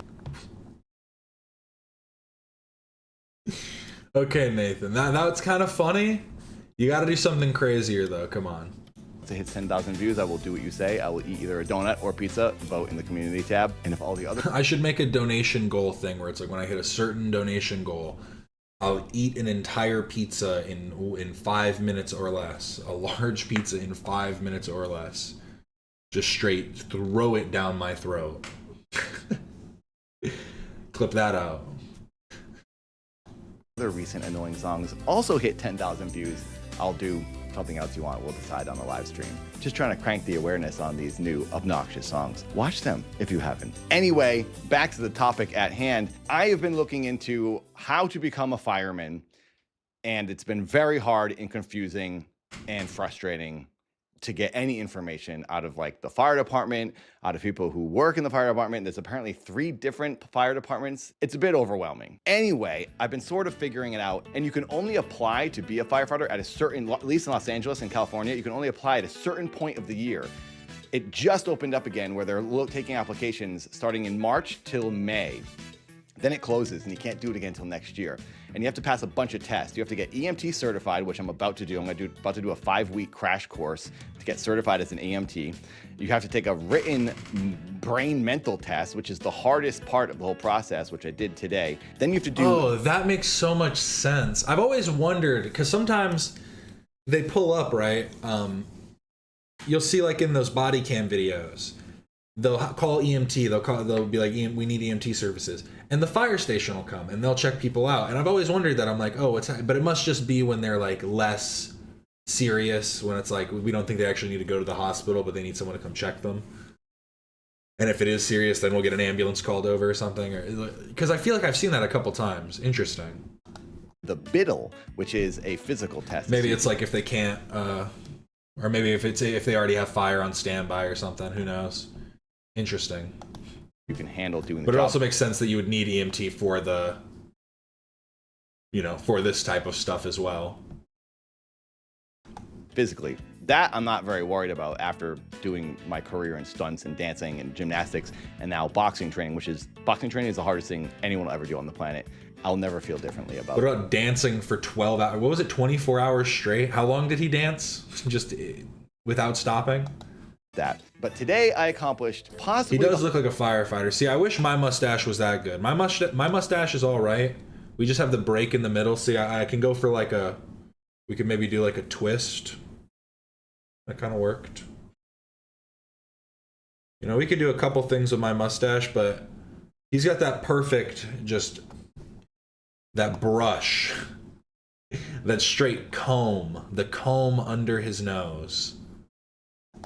The hardest part of the process. A lot of people out there who have done this, I think, would agree. I did the FCA, which is the Firefighter Candidate Assessment Test. It's a really weird test. It's very strange. It basically tests your logic. It's kind of like an IQ test, I guess. I've never taken an IQ test, but I'm guessing it's something like that. It tests your reasoning, your logic, your memory skills, your understanding, math skills. Just general. Yes, thank you. It's the perfect Ned Flanders. He could do a good Ned Flanders costume, like a cosplay. That'd be pretty good. Awareness of your surroundings, if you absorb information well, if you panic. That's good. Honestly, why do I almost feel... I don't know about police training, but I feel like what he's describing is like super rigorous, which makes sense because you're in like a high stress environment. Like if you're on the call, like if you're on the job as a fireman, you're in fire. You're literally on fire. Stop it. You're on fire. Stop, drop, and roll. But yeah, it makes sense that you would need to have like a very strong, fast processing speed and stuff, because imagine running through a building that's on fire. You don't know the layout of this building. You need to be checking corners, making sure you're not, missing anybody that might be stuck or might have passed out, and you might just run right past them, don't even notice someone just laying on the floor because there's smoke everywhere. Like a high stress scenario. And I'm sure police do get some intense training. But I was talking about this recently, that I feel like to keep your job, you need that upkeep. You needed to be doing that like every few months, like every 6 to 12 months. I feel like you should be doing these kind of tests because you need to be on the ball. You need to be ready to go. We don't need robot police officers, but I want you pretty close. Under pressure, there's a timer going the whole time, and you have to get a certain score. I feel like I could surf on that stash, trying to go on a mustache ride. To pass. So I go in there. I'm the oldest guy in there at 45 years old. There's this dude next to me. Came from the Air Force. He's probably like 28. There's another guy that's already done his EMT. All these guys have already kind of like gotten this whole thing going. They're telling me all this information about all the other things I got to do, which was very helpful. So I'm happy I went there and I did this. Yeah, and they're assisting people who, are on the verge of death or who have passed. Yeah, imagine that too. Like having to bring out somebody who has already died. Like that's probably also very difficult type of stuff you're doing, because it's like you're trying to make sure that you can, like, you're trying to save them, but on some level I'm sure there's certain times where people like know, like they're too far gone, but we have to try and bring them out to safety, do what we can. I met these guys. So this one guy who's from the Air Force tells me this is like the hardest test, and you have to do this test, and you can only do it once a year. If you fail, you have to wait till next year apparently to do this brain test. And there was some drama during the day because the computers shut down. I did I shot some footage when I was there. Maybe I'll cut to it now. Well, bad news. I was in the test at the very end where you're just answering questions about yourself. It was like 3 hours in almost, and the internet went out. The servers went down. So now we're all waiting, all of us, and they're all down there waiting, because there's nothing for us to do until the servers turn back on. And if the servers don't turn back on, the test is done. It was a waste. It was a crazy, complicated, weird test too. But if it doesn't turn back on, the test is gone, and they have to schedule new tests with us for a later date, and they're gonna be completely different tests. It's like a whole new thing. And you can't see the test online, you can't search it, you can't study for it. It's like a whole thing. So, what a bummer. I'm hoping this computer turns back on and all the progress was saved, because I was about to finish. Oh, what a good day.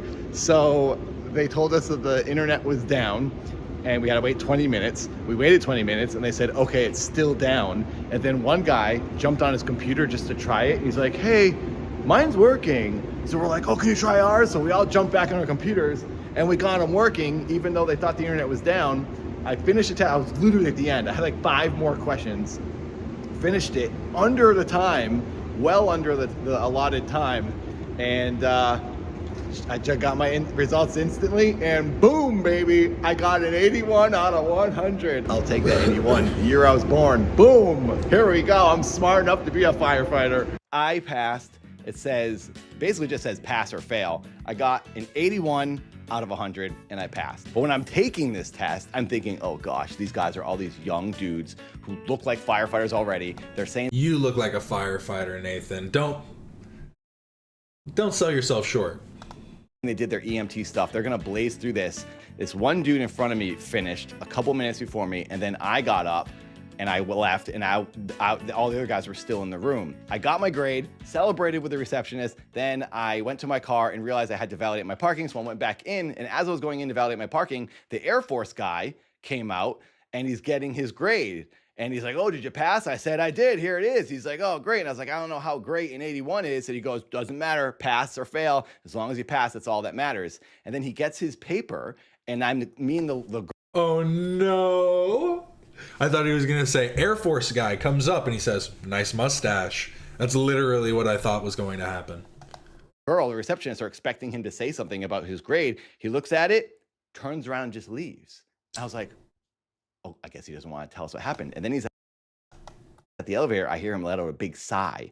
He goes, oh no. Oh, I'd feel so bad. Hey, pass or fail, you failed. And I was like, oh no, did he fail? There's no way this guy failed. He's already done like a ton of stuff. He's in the Air Force. He probably has the logic and understanding to pass this. I'm thinking, maybe it is a hard test. I don't know. So if you are a fireman, if you know anyone in the EMT world, the firefighter world, if you have friends or family, let me know, is this a hard test? Because I don't know if I should feel proud of myself or if I should just be like content with, okay, you passed, that's average. I do not think I'm super smart. If I was, I would have gotten 100. But I'm wondering, what did I accomplish today? Because I kind of just went in blind. I didn't do any research. I didn't look up this test. I actually thought I was going to do another test. I thought I was doing an FCTC, which I looked at online recently, and it said a bunch of stuff about like cogwheels, nuts, pulleys. He'll save 81 out of 100 fire victims. Sounds like a win to me. Nuts and bolts, like all kinds of like mechanical things. It was like physics. It's very hard.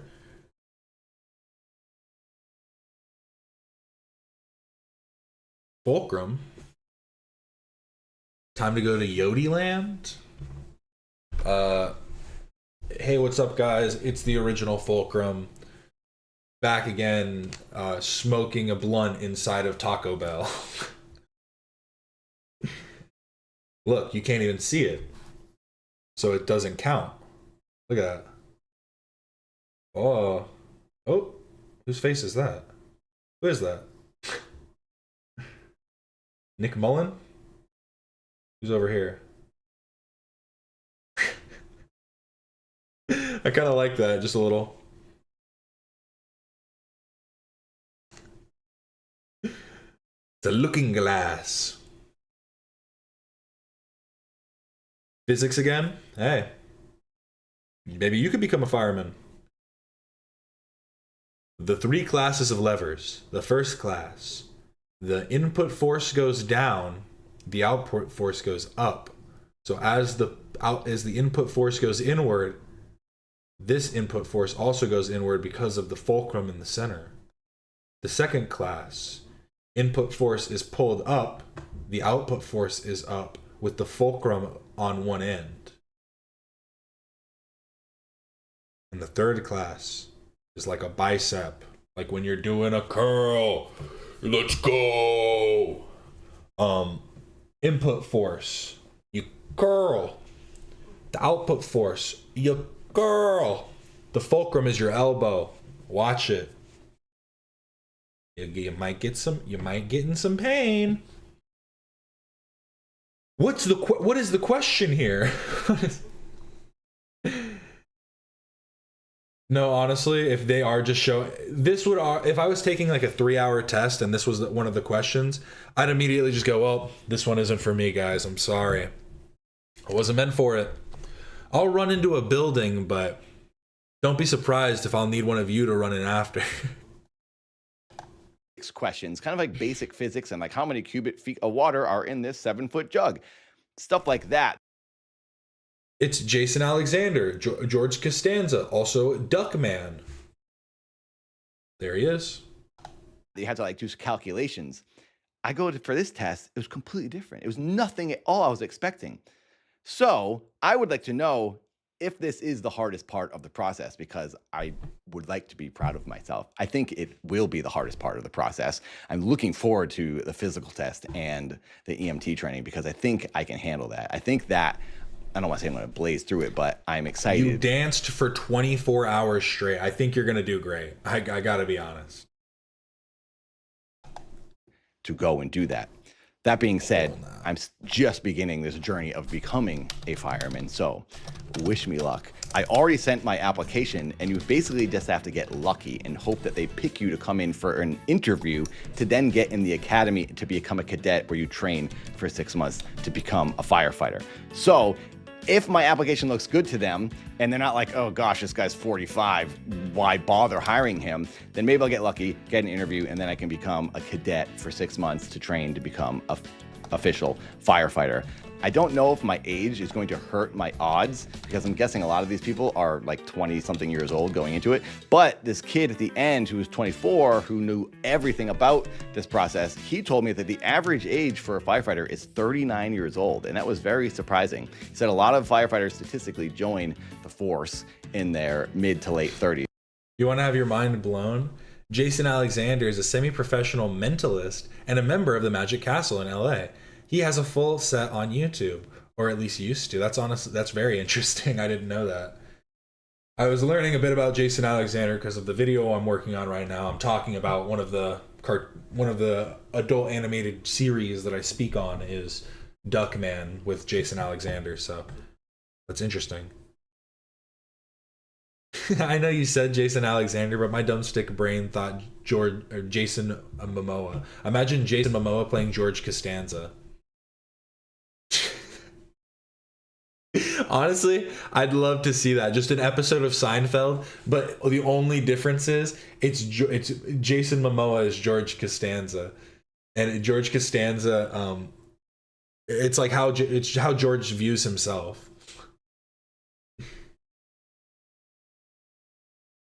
But here, how late will the H3 show start today? On time / early, 10 minutes, 20 minutes, or 30 minutes? Do we have a title or thumbnail yet? No, we do not.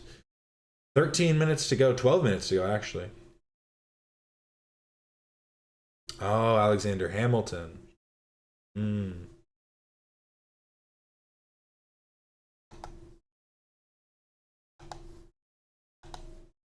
So that made me feel better. And then when I went to the fire station like 6 months ago to ask them questions and see if there was an age cutoff, they told me there was no age cutoff.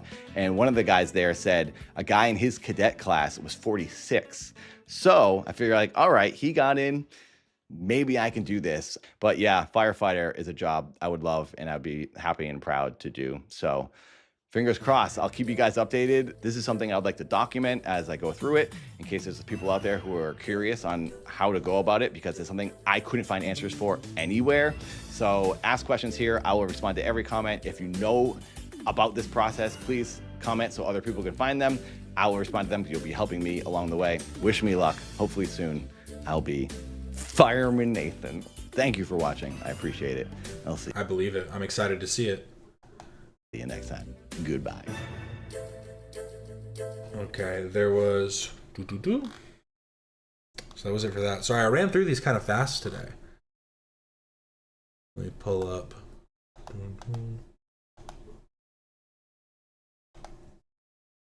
How's everybody doing? How's everybody's day going so far? Honestly, mine's been going okay. I'd pull up and show you guys how far along I am on the video, but I feel like it might crash the computer while running the stream and everything, because I need to pull up Premiere. But it's coming along. That's all I can say. I'm hoping I can upload it today. I'm just, again, final touches. It's taking me way too long. But hopefully upload it today, and then it'll be posted by Monday, hopefully. Just need it to go through its different stuff. What am I hearing?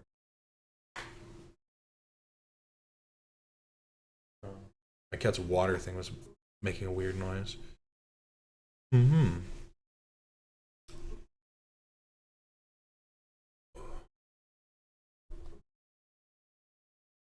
Guess I might need to refill. Still flowing. To refill that after stream. My hair's looking a little crazy today too.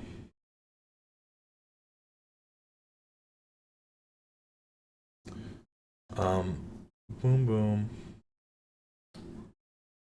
We could do a body cam bingo. We could do that.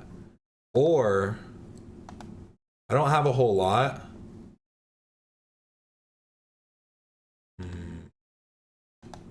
Because there was some music, there were a few songs I pulled for a music stream, but I didn't do a stream on Tuesday, so that didn't happen. I'm trying to remember, there was something else I wanted to show. There was literally something else I was going to show. Now I'm like getting flustered. Because I showed the Matan Evan Oliver Tree thing. I showed that on a previous stream. This place is dope, by the way. I love the shopping cart and the whole aesthetic you got. This was a crazy event. Now this is something I'm interested in. Justin Burfield breaks silence after 20 years. Malcolm in the Middle. Thanks for doing your first interview. podcast. I know, very first podcast. Every other interview I've done prior to this was like a, it's like a magazine or like a TV segment. Fourth, fifth season, we always knew we were coming back. Then when it got to the 7th season, we kind of had the idea that this is probably it, even though I think they left. Oh, he got everybody. This guy really got everybody on it.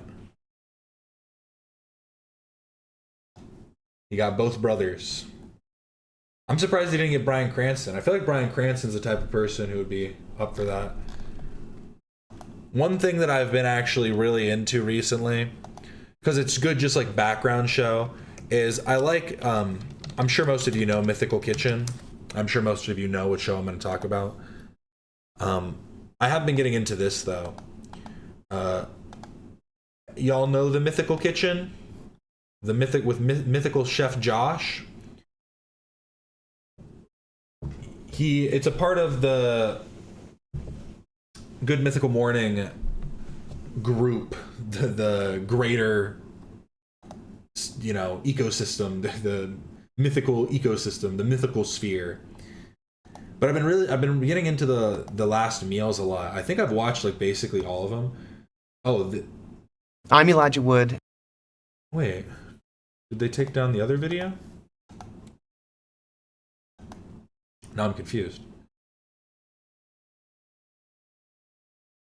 Wait, what? They took it down? Maybe it's on a different channel?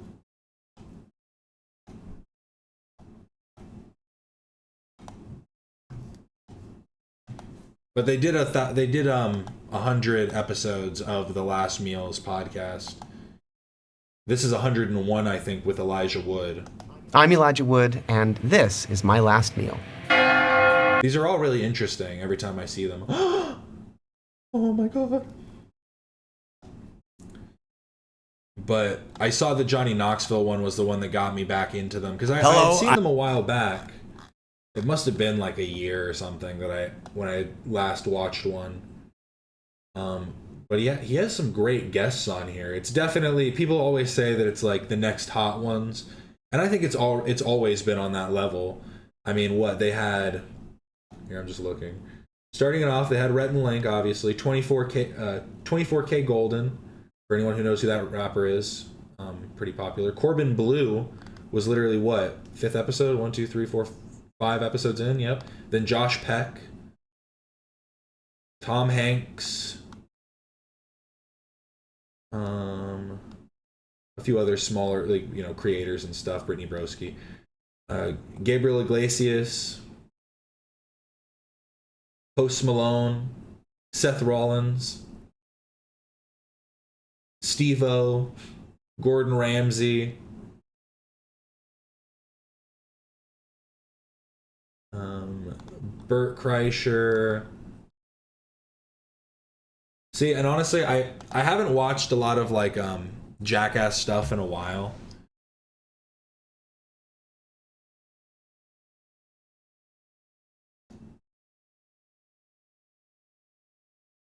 Episode is a hot dog a sandwich?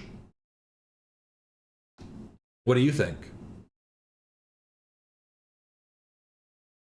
Kevin McAllister, yeah, there was a Macaulay Culkin was on it too. Macaulay Culkin and Brenda Song have both been on it. Rainn Wilson was on. Dwight from The Office. Tom Segura. Joe Jonas, as well as the Jonas Brothers. Joe Jonas had his own episode, and then Nick and Kevin also came for another episode with Joe. They all three of them came. Neil Smoke DeGrasse Tyson. Mouth from Try Guys. Hilary Duff. Jeanette McCurdy.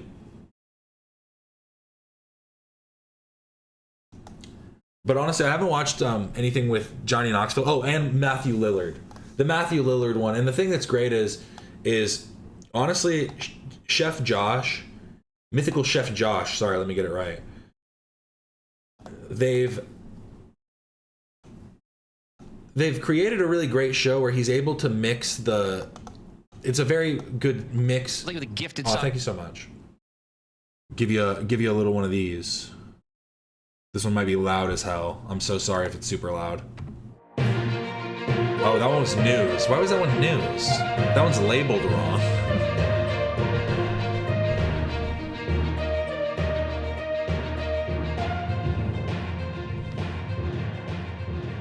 Complete accident. Here's a better one. That one is too loud. The warning I gave wore off, and you guys weren't ready for that. It was a jump scare. I'm so sorry. But Mythical Chef Josh, as I was saying, back to what I was saying, Mythical Chef Josh does a great job at mixing this kind of fun, goofy, wacky kind of idea of your last meal. Like, people have thought of that. That's the thing I feel like a lot of people talk about. What would your last meal be? Oh, everybody, here's the last meals of different serial killers and murderers and different stuff.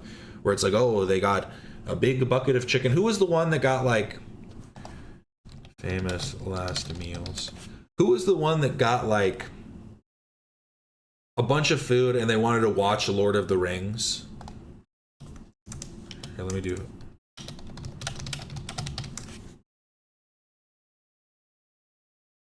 Ronnie Lee Gardner. Gardner ate his last meal of steak, lobster tail, apple pie, vanilla ice cream, and 7-Up before beginning a 48-hour fast. A 48-hour fast while watching the Lord of the Rings film trilogy.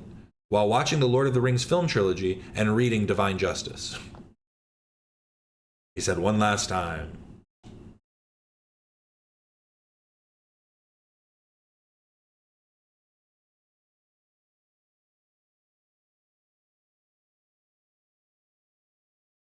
But I feel like a lot of people have talked about it, but I do like that he's kind of mixed this Goofy-esque idea with the true existential questions of what happens after we die and stuff like that. And this one with Matthew Lillard is honestly really, really deep. And Matthew Lillard literally, he like almost cries within the first couple minutes because his dad's apparently been sick, so he's dealing with that. And it is just, it's interesting to see. Yeah. Good, thank you. Do you know, so my dad on Christmas morning, God damn you, you son of a bitch. My dad used to make steak and eggs, and my dad has dementia. And so he's in a memory care facility. His birthday's 2 days away from mine. I just turned 56. And so I thought. It's some very sweet stuff, it really is. But what I was going to say about Johnny Knoxville is, the thing I find interesting about Johnny Knoxville that I haven't seen in a while is he is truly just he is the dichotomy of man. I like to think of it as I think of certain people I like to call the philosopher ape, It's like that's what you would call humans. But in general, I think there's certain people who embody like a sense of embody recklessness to a degree, but are like actually kind of like thinkers in some way. And one of the funniest ones was, this is a bit of a spoiler, so mute the video. Oh no, this is a spoiler. But at the end of all of them, they always ask, what are your last words? And he did a quote that was just so out of left field that I was not expecting. And he just said, what did Pancho Villa say? Tell them I said something. Which I was just not expecting to come from Johnny Knoxville. And he's just a really, he's one of those people who's like really well read. I guess I wouldn't say really well read. I don't know what he's read, but I know that he was a journalist and was just always into that style of stuff and has read things. He talks about a few books throughout this, I think. But again, another example in this of how great of a host Mythical Chef Josh is how he kind of changes the style up a bit, because Johnny Knoxville is a very abrasive character, and he becomes more abrasive as the episode goes about. And I think that's the thing, is that's just like the type of person he is. Some people will, they like to rib their friends. They like to be a little bit more of an asshole to the people that they love. And I think Johnny Knoxville's that type of person. So when he starts feeling comfortable around you, he starts to poke and prod and make fun of you and just say stuff that's a little bit more, a little bit crazier. And that definitely happened throughout this episode too. That was just one thing I wanted to pull up briefly. Great show. Oh, they're officially a minute late. Oh, they literally have an easy title and thumbnail, or title and thumbnail to put up. Who will win in today's throwing contest? Sober Ethan or drunk and press on nails David? I think David's gonna win. David's winning the poll by 84%. There's 668 votes that have gone through. My God. And 84% say that it's going to be David. I thought that it was small. With that big of a margin, I thought that it was going to be like maybe a couple hundred, like 200, 300. The fact that it's already 600 is insane.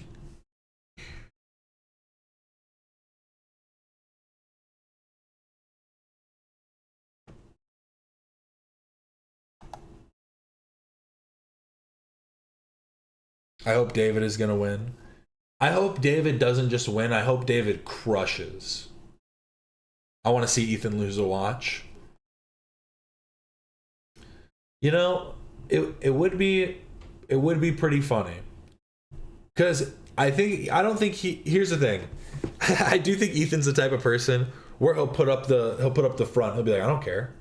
What? It was just a watch. I made the bet. What?" He's gonna get more mad at Dan being like, "Yo, oh shit." That's the truth.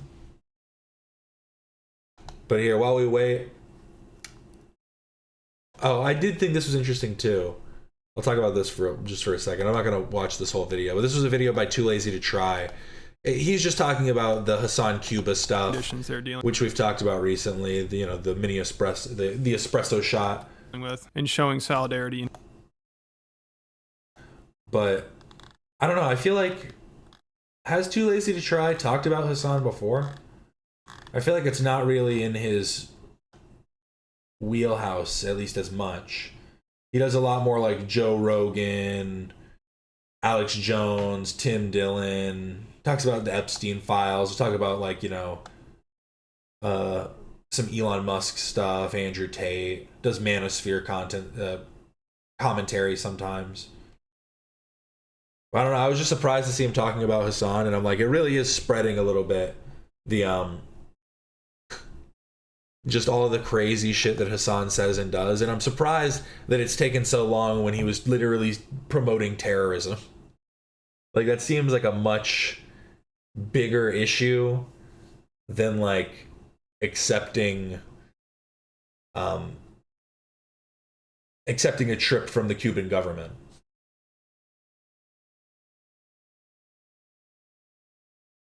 That's just the way I'm going to describe it.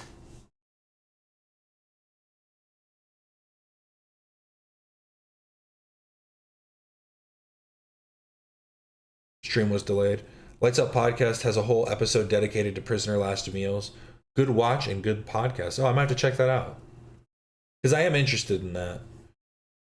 I'm interested in serial killers, the minds of the serial killers. Oh, there we go.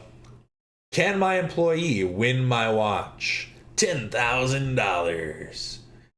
$10,000. Ethan Klein versus David, the magician. I don't remember what David's last name is. David. Well, what music do I have for this? Let me see. You know, I'm realizing that not a lot of these work too well. Who will win, Ethan Klein or David?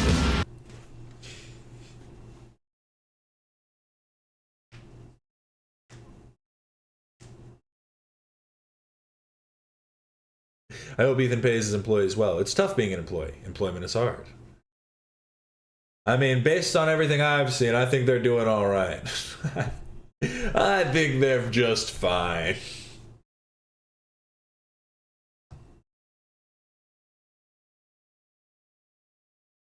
Kendall Ray.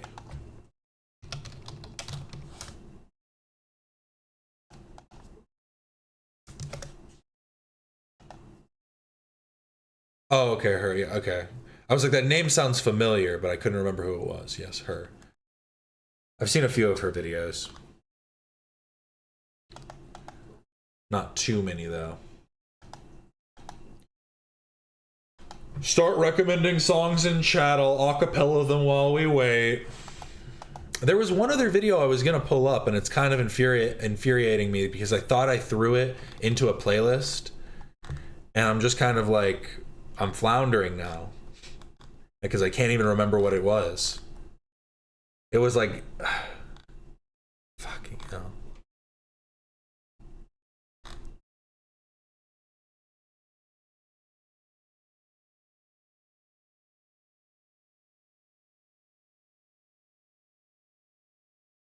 Oh, did they misspell employee in there in the original when people were talking like that? I'm sorry, I did miss the joke. My brain autopilot's reading. Play the Alex Jones indie folk songs. Here, let me see.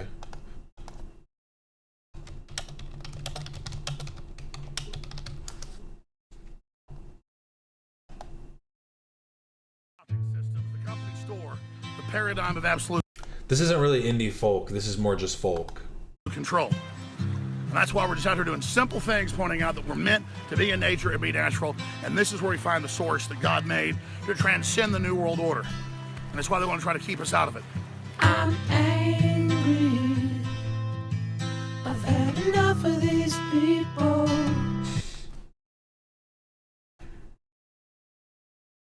Will this get claimed? I'm pretty sure it's just this guy's music. I'm pretty sure he made this song. They're a bunch of Christian murderers scum. They're on giant death factories keeping babies alive and selling their body parts. What more do you need to know about these people? I go out and face these scum. They literally crawl out from under rocks. They have green looking skin and they run around screaming, we love Satan, we wanna eat babies. Deep. That's real deep. Wow. You know, I hadn't quite thought about that. It might get claimed. I didn't think about that. I don't know. I mean, maybe this guy threw it up on Spotify and stuff. I guess so, maybe. It's fine. Shout out all the people that donated today. That's what'll make up for it. Thank you. Thank you so much. I'll just cut it out and then it'll work later on. That's why I'm saying, give me some songs to acapella sing. I got you. You want to hear some Third Eye Blind? You want to hear some? This is what happens when we get to the late part of the waiting room. Here we go. Here's something. How Panda expresses tuberculosis. See, Ian, this is how you get streaming. This is how you get it going. Good morning, Hank. It's Tuesday. Today is World TB Day. My name isn't Hank. Stop that, John. It's also the 1-year anniversary of the publication of my book, Everything is Tuberculosis. And to celebrate, I thought I would talk about some things that are at least in part tuberculosis, a disease that has been curable since the 1950s but continues to kill over 1 million people a year due to failures of human-built systems. All right, let's begin with... Thank you so much for the gifted membership. I don't know why it took me so long to say anything. Give me a bonk for that. Stoic. I was just sitting there stoically. Give you one of these as well. I need to pick out new songs, I think. These stings are too short. They're either too short or they're not impactful enough. That one is. That one hits. That one kind of hits. I kind of like this one too, but it's all about the tone.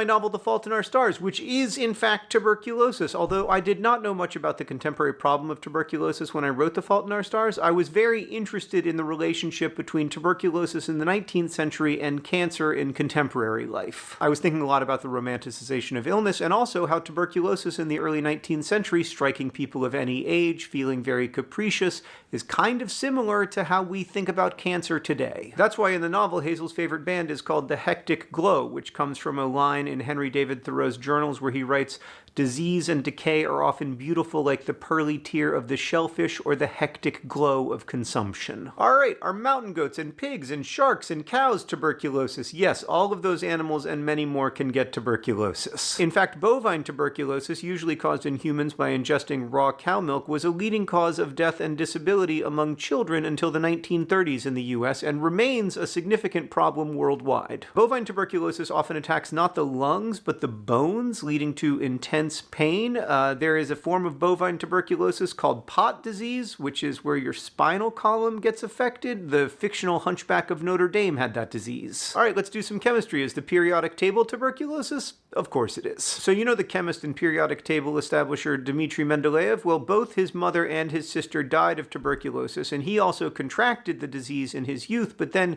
he went to the seaside to try to recover, which was a popular strategy. I've got to be honest, I've been trying to keep up with what he's talking about. I'm so confused right now. These just sound like the ramblings of a madman right now, John. I'm trying to keep up. The time, although it's not very effective. But anyway, he did recover, because some people do. We don't know exactly why, but some people recover on their own without antibiotic treatment. And because he didn't die, he was able to grow up and invent the periodic table. Well, I don't know if invent. It's because everybody's different, yo. Is the right word. You know what I mean. Is the band My Chemical Romance tuberculosis? But of course. All right, so the band got its name from this Irvine Welsh book, Ecstasy, 3 Tales of Chemical Romance. And one of those drugs is thalidomide, a drug widely prescribed in the 1950s to treat morning sickness and anxiety that turned out to cause severe birth defects. Welsh's story is about a thalidomide survivor, but anyway, these days thalidomide is still used occasionally to treat different diseases, although not in pregnant women, obviously. Okay, I think we're circling around. I think what he's doing is he laid a base, a very confusing base. And as an author would, he's working around to then create a cohesive message. It's just taking us a second to get there. It's like any good author, you have to get a couple chapters in. And one of those diseases is tuberculosis, specifically tuberculosis of the brain. Thalidomide is also used to treat leprosy, by the way, which is itself also tuberculosis, because leprosy is caused by a mycobacterium, just like tuberculosis is. They're actually very closely related diseases, even though they have very different courses and symptoms and everything. One could write a whole chapter of a book on the relationship between leprosy and tuberculosis, and in fact, one did, but then later deleted it. Is Taylor Swift related to tuberculosis? I mean, Take Me to the Lakes, where all the poets went to die. Why do you think they were going to the Lake District, and what do you think they were dying of? They were going to the Lake District to try to recover their health, and they were dying of tuberculosis, which, to be fair, at the time was killing around 1 out of every 3 people in London. All right, Hank, this is a big one. Is the French Revolution tuberculosis? Now, even I will confess this is a tiny bit tenuous, but I believe that the French Revolution only happened the way that it did because of tuberculosis. So even though tuberculosis is airborne and anyone... I guess he's just tying everything back to tuberculosis, the ways in which different media, different historical events all relate to tuberculosis. All roads lead to tuberculosis. The, 6 degrees of tuberculosis kind of thing. Can get it. These days it is widely viewed as a disease of poverty, but in the 18th century it was seen as a disease that anyone could get. That's part of why it was romanticized, because it was right at the center of the social order. Kings and queens could get tuberculosis, and in fact, they did. One of the richest kids in the world at the time was little Louis Joseph, who was the son of Marie Antoinette and Louis XV and the heir apparent to the French throne. And he got tuberculosis when he was a little boy. And then, just as the Estates General was meeting to discuss the future of France, and only 40 days before the storming of the Bastille, little Louis Joseph died. His parents were so devastated that they left Versailles to grieve in peace when they were really, really needed in Versailles if they wanted to try to preserve the monarchy. Now look, obviously a lot had to happen for the French Revolution to go down the way it did, but I would argue at least one of those things is tuberculosis. And finally, Hank, is the American fast food restaurant... My name isn't Hank. ...chain Panda Express... That's your brother. Tuberculosis? Of course it is. Panda Express was founded by a married couple, Peggy and Andrew Chung, and Peggy has a PhD in computer science, and her research was in algorithmically identifying congenital heart problems. And somewhat similar technology that uses pattern recognition and algorithms to identify problems in the lungs is now used to diagnose tuberculosis. Hank, the world is weird, and everything is tuberculosis. If you want to discuss tuberculosis some more, I'll be live at 3 p.m. Eastern, link in the doobly-doo, to discuss our community's fund. I don't mean to be rude here, John. You need to relax your shoulders just a bit. You seem a little tense there. Am I wrong? He's just like, I feel like he's very much like this right now. Gotta drop him, buddy. Fundraising efforts to fight TB and Lesotho. Since nobody else recommended anything. But regardless, thank you for giving Everything is Tuberculosis an incredible first year. Everything is tuberculosis. Since nobody else wanted to recommend a song, we're gonna sing all about that bass. Because you know I'm all about that bass, no treble. I'm all about that bass, no treble. I'm all about that bass, no treble. I'm all about that bass, bass. Yeah, it's pretty clear. I don't remember how the song goes. I've got to. Oh, that was one thing I wanted to say too. The Lion King lyrics. Did they ever get it right? Because I can tell you exactly how it's supposed to go, and it's pretty obvious if you read the lyrics here. And I'll zoom in and I'll kind of go. So it's. Oh, let me zoom out a little bit. It's na mabegiti baba. It's right there. It's what it says. Nan senganya mabagiti baba.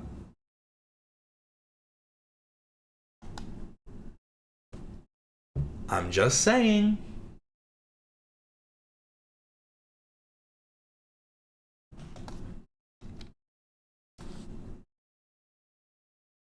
No, I don't know any Bill Murray, sorry. Off the dome, I could not freestyle any.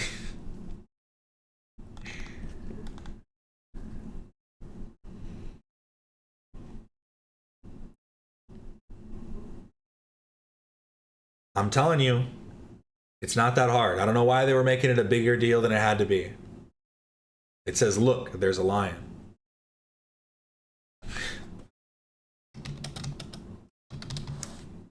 What are the actual lyrics again? Get this one. There is a lion. They said, father. We say, lion. There is a lion. They said, father. We say, lion? Lion. We are victorious, lion.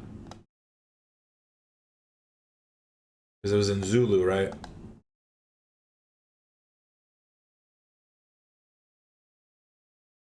There is a lion, they said, father. There is a lion, they said, father.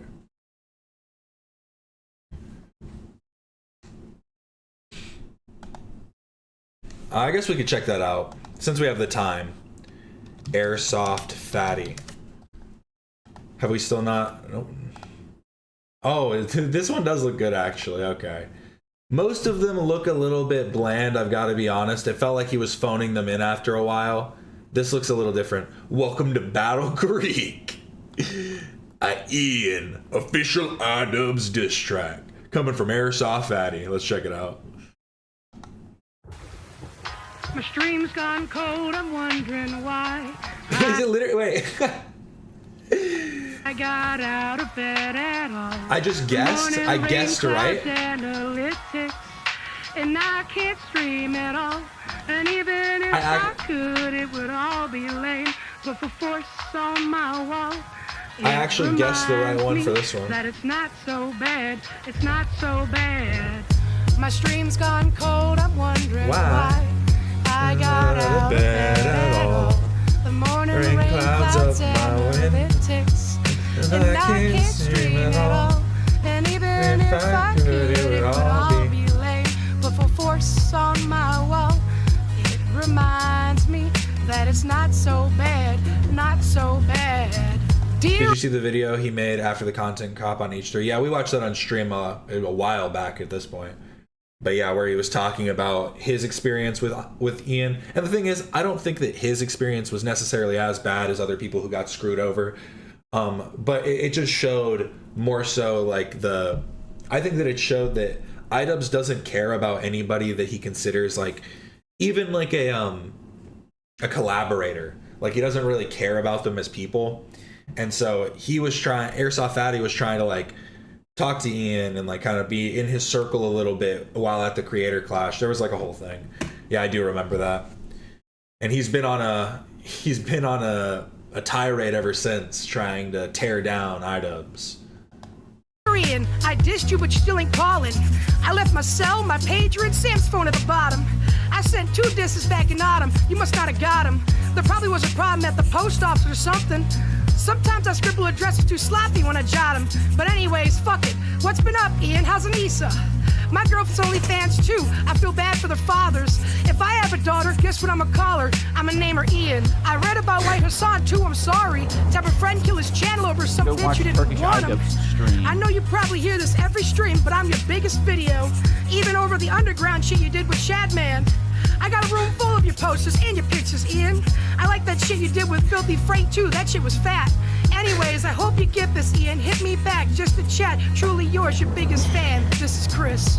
My stream's gotten cold, I'm wondering why I got out of bed at all. The morning rain clouds analytics, and I can't stream at all. And even if I could, it would all be lame. But for force on my wall, it reminds me that it's not so bad, not so bad. Dear Ian, you still ain't called or wrote. I hope you have a chance. I ain't mad, it's just fucked up you don't like your fans. If you didn't want to talk to me outside of Creator Clash, you didn't have to. But you could have signed an autograph for Robert. He's like my little brother, man. He's only 29 years old. Honestly, this is one of the best parodies of all time. Fucked up you don't like your fans. If you didn't want to talk to me outside of Creator Clash, you didn't have to. But you could have signed an autograph for Robert. He's like my little brother, man. He's only 29 years old. We filmed in the blistering cold for you for hours. He's like my little brother, man. He's only 29 years old.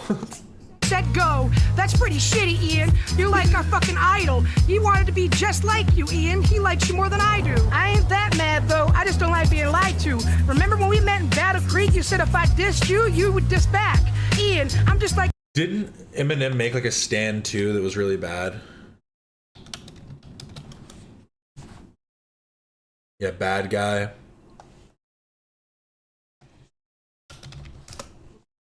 Because it's supposed to be about the little brother.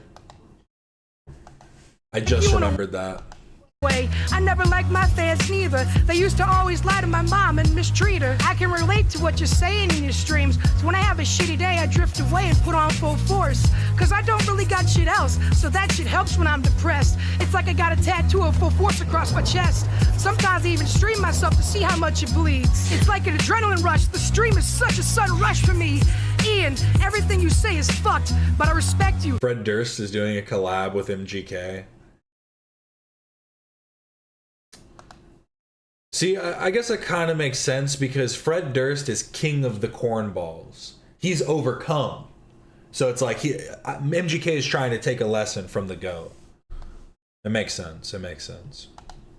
Cause you found me. My fans are jealous cause I talk about you 24/7. But they don't know you like I know you, Ian. No one does. They don't know what it was like for YouTubers like us glowing up. You gotta call me, Ian. I'll be the biggest video you'll ever lose. Sincerely yours, Fatty.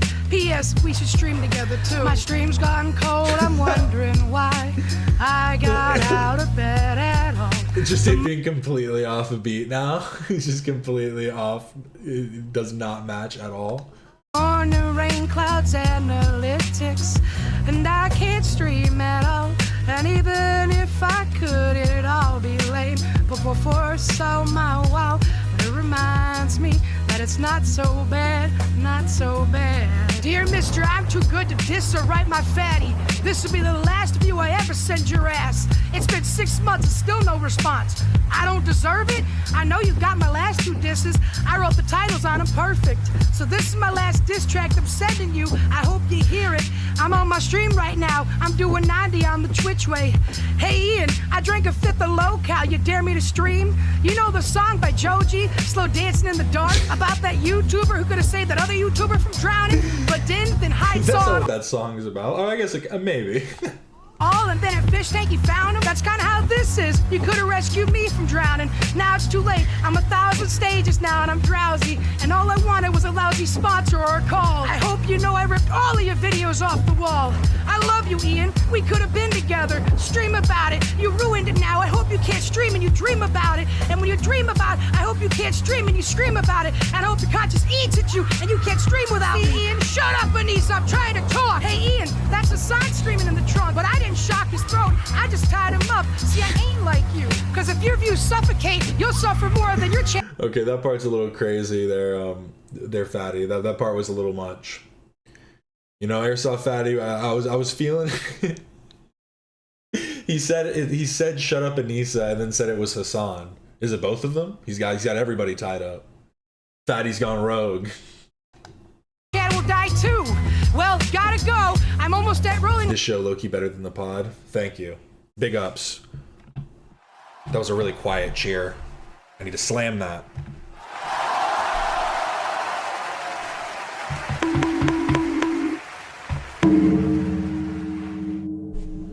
Just dropping everything too. Loud no. Oh shit, I forgot. How am I supposed to stream this shit out?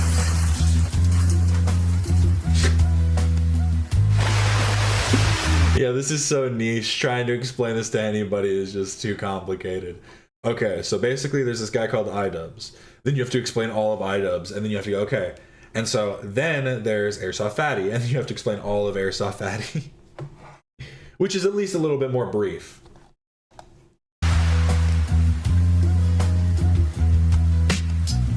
My stream's gone cold, I'm one. Did it start already? No? It still hasn't started? They have 2 minutes until my poll becomes pointless. 30 minutes. Are we really going to be 30 minutes plus? Wondering why I got out of bed at all. The morning rain clouds analytics. And I can't stream at all. And even if I could, it'd all be lame. But for force on my wall, it reminds me that it's not so bad. It's not so bad. Dear Chris, I meant to write you sooner, but I just been streaming. You said your channel's good now. How far along is it? Look, I'm really boviated you would call you diss track that. And here's an autograph for Robert. I wrote it on my YouTube plaque. I think the song was, I guess it, I can't remember if the original song Stan has an extra verse here.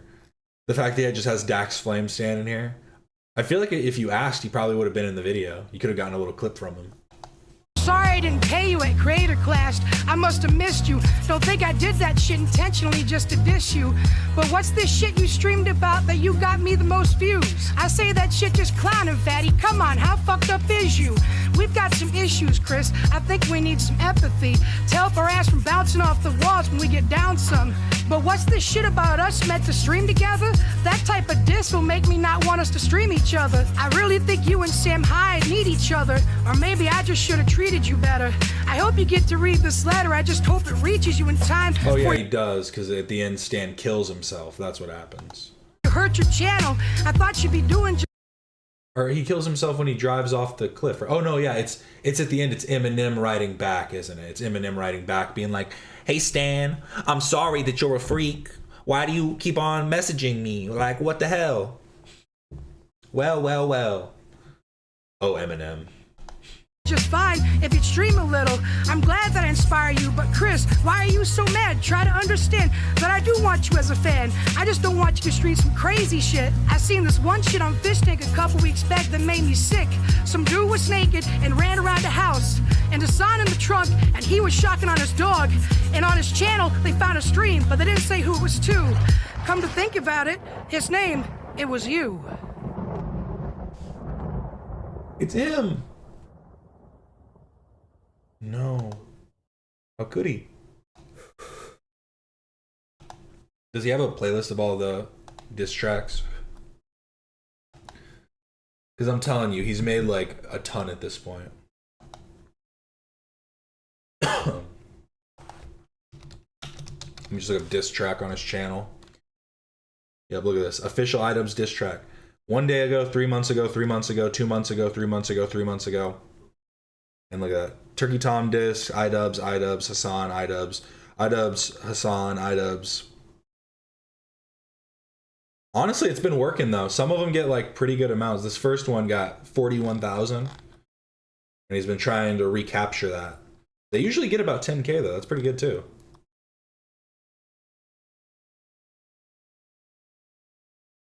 Yep. That song, Eminem's Stan, is where the term stan comes from. Interesting, I know. And it's funny because people don't realize that. Like, I think people don't realize that when they're calling themselves a stan, it's like that is kind of a bad thing. Because the whole thing, it's about being an over-obsessed fan. Being somebody that's too invested. Should I do Wordle? Should I do Wordle for today?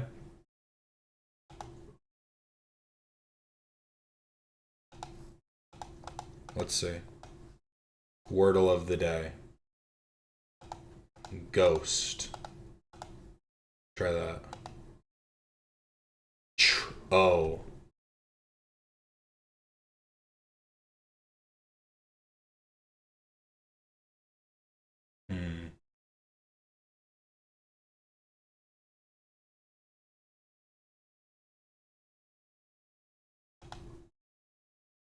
Okay, this has a G again, but I'm going to do organ. I know it's not going to be right, but trying an R and an N.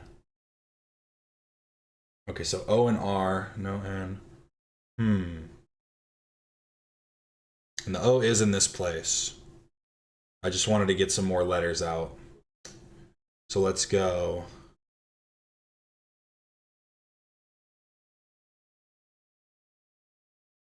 Clest. So Clest. No? It didn't work.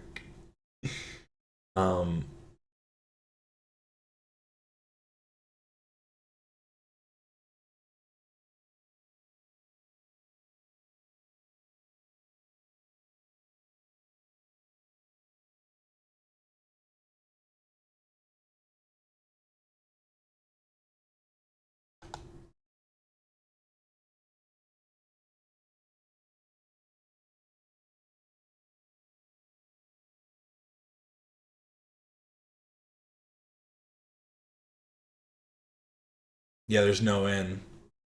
Oh no, I'm taking too long.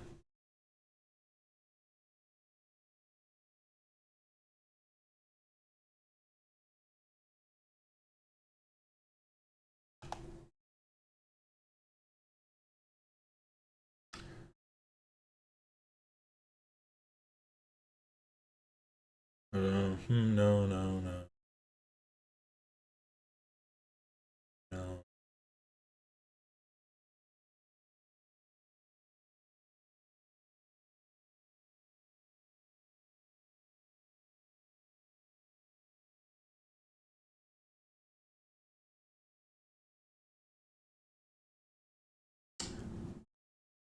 I think you might be right. I'm cheating. I read chat. Let's see. Nope. Oh no, because the R was wrong. Yeah, the R was in the wrong place. That was a good guess with the U and P. Wow.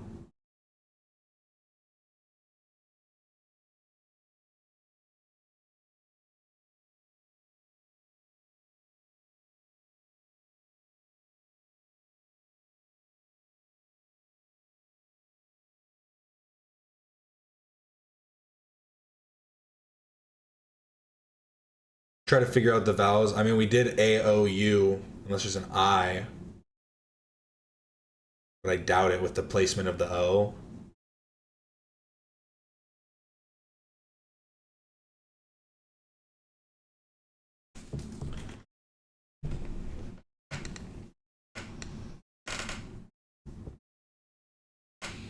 No N. Fuck.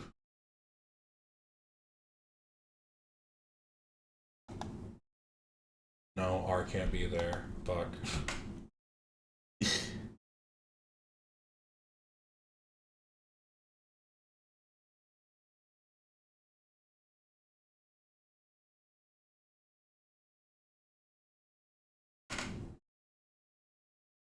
Could there be more than one O? I don't know, actually. Can there be more than one O? I don't play enough Wordle either.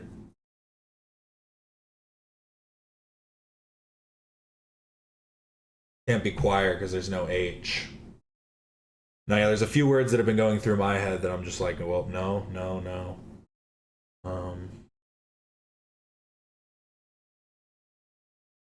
It's not clout. Can't be U or T. Can't be like proud or crown. Proud or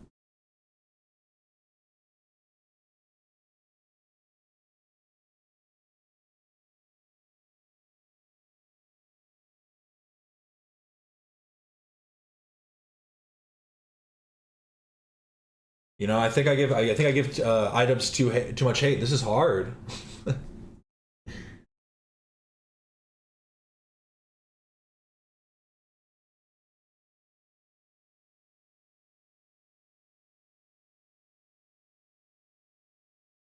let's just try a few more letters. Ebola. Let's try that just to see if there's any more letters. It's not on the word list. It's because it's a name. Despicable.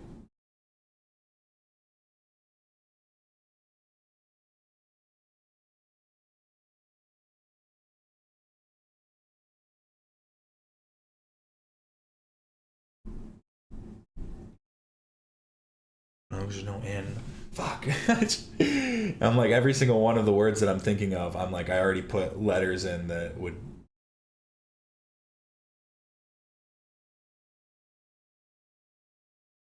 Is it literally like flood? Nope. Nope. Fuck, what letters are left?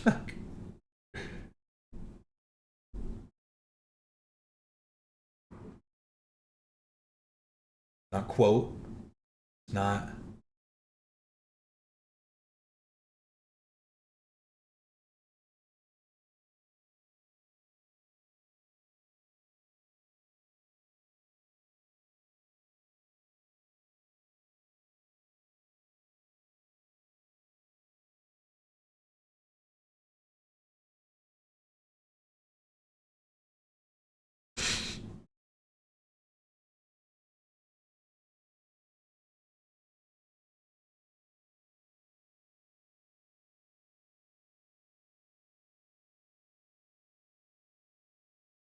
There's an R. Where is the R to? That's the other part. I kind of just gave up on the R with the last guess. I was really just trying more letters. But honestly, now that I've cleared more letters, now I'm even more confused.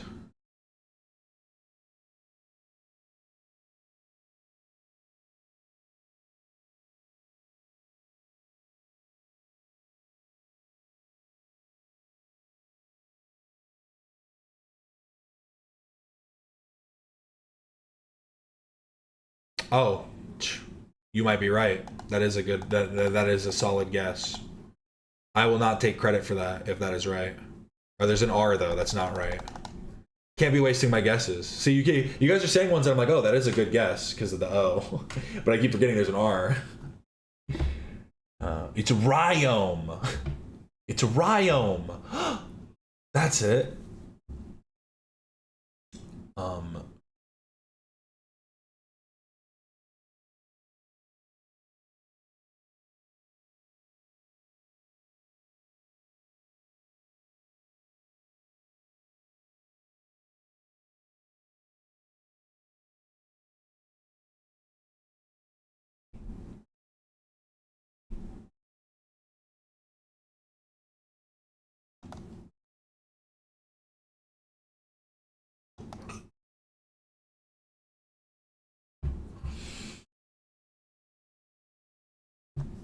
Oh. Thank you for the help. That is right.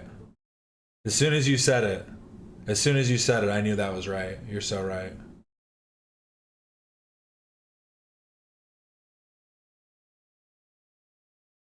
Other than that, I'm stuck. Yeah, no, as soon as I saw ivory, I was like, oh yes, that's totally it. Here, let's try the connections one. Maybe I'll be better at that. Oh no.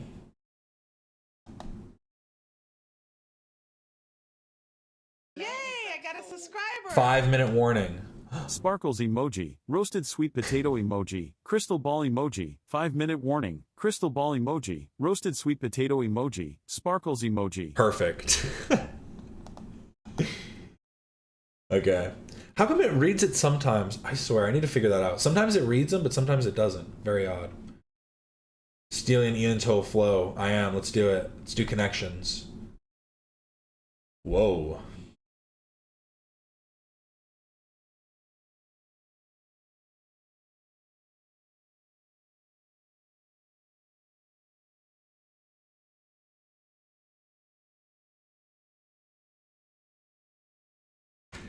I just don't see this is why he plays music though, because he just sits here fucking doing it. Here, I'll sing a song while I do it. Let me look up a song.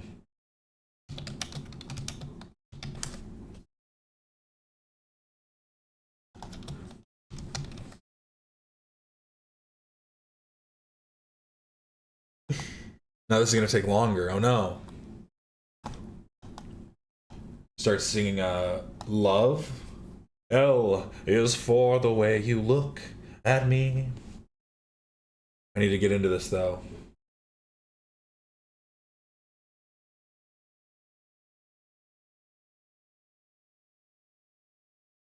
Brass tacks.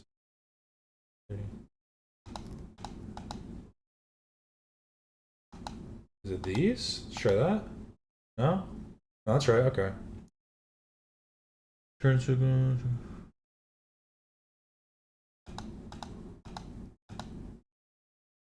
It's gonna be a no. No, it was a no. The Lorax. The Monkey Bars Food Court. Wedding reception. Baggage claim. Ticket counter. Food court. Places that you go? No. Fuck. Oh, that was one away. I didn't realize that it gives you hints too.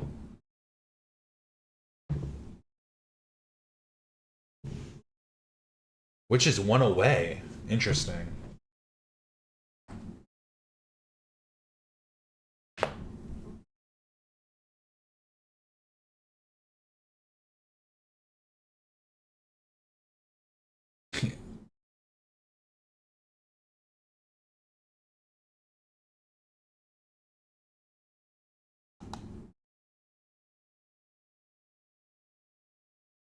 Would this one be different? Would it be turn signal?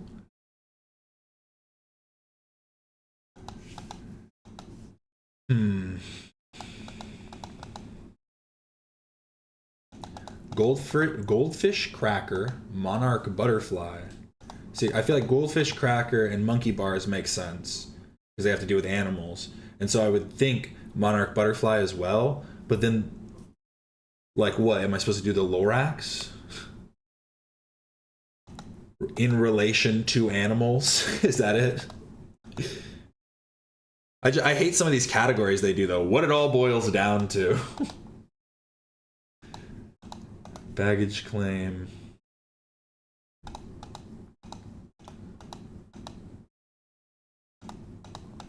Turn signal, traffic cone.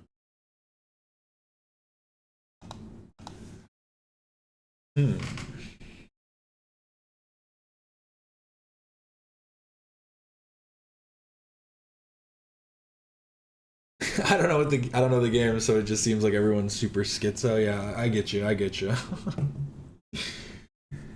It definitely takes a little bit. I don't even know how you're supposed to draw the connections here. We went live. Welcome everybody to the 2026 Ethan's Watch competition.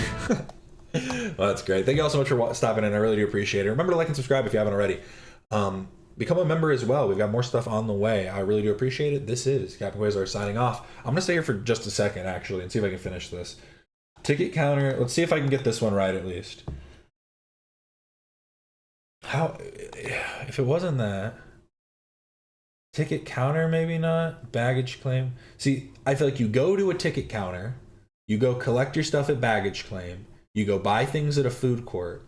You go to wedding reception, like you show up to a wedding reception. What would be the different one here? What would be the one that's one away?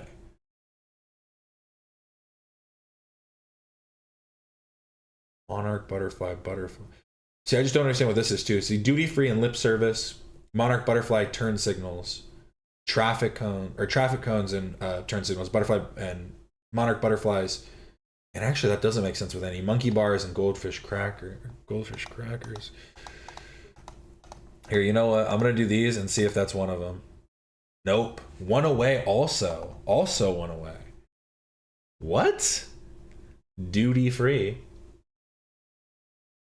See, because I know sometimes aren't some of them literally like they'll be like they all start with T, like stuff like that.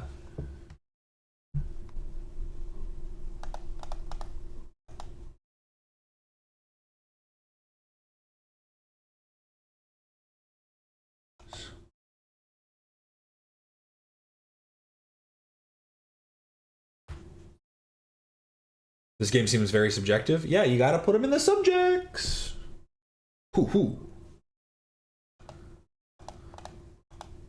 Is it maybe the turn signal?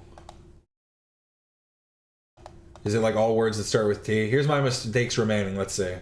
This is my last one. All words starting with T. My next guess. Nope. Next time.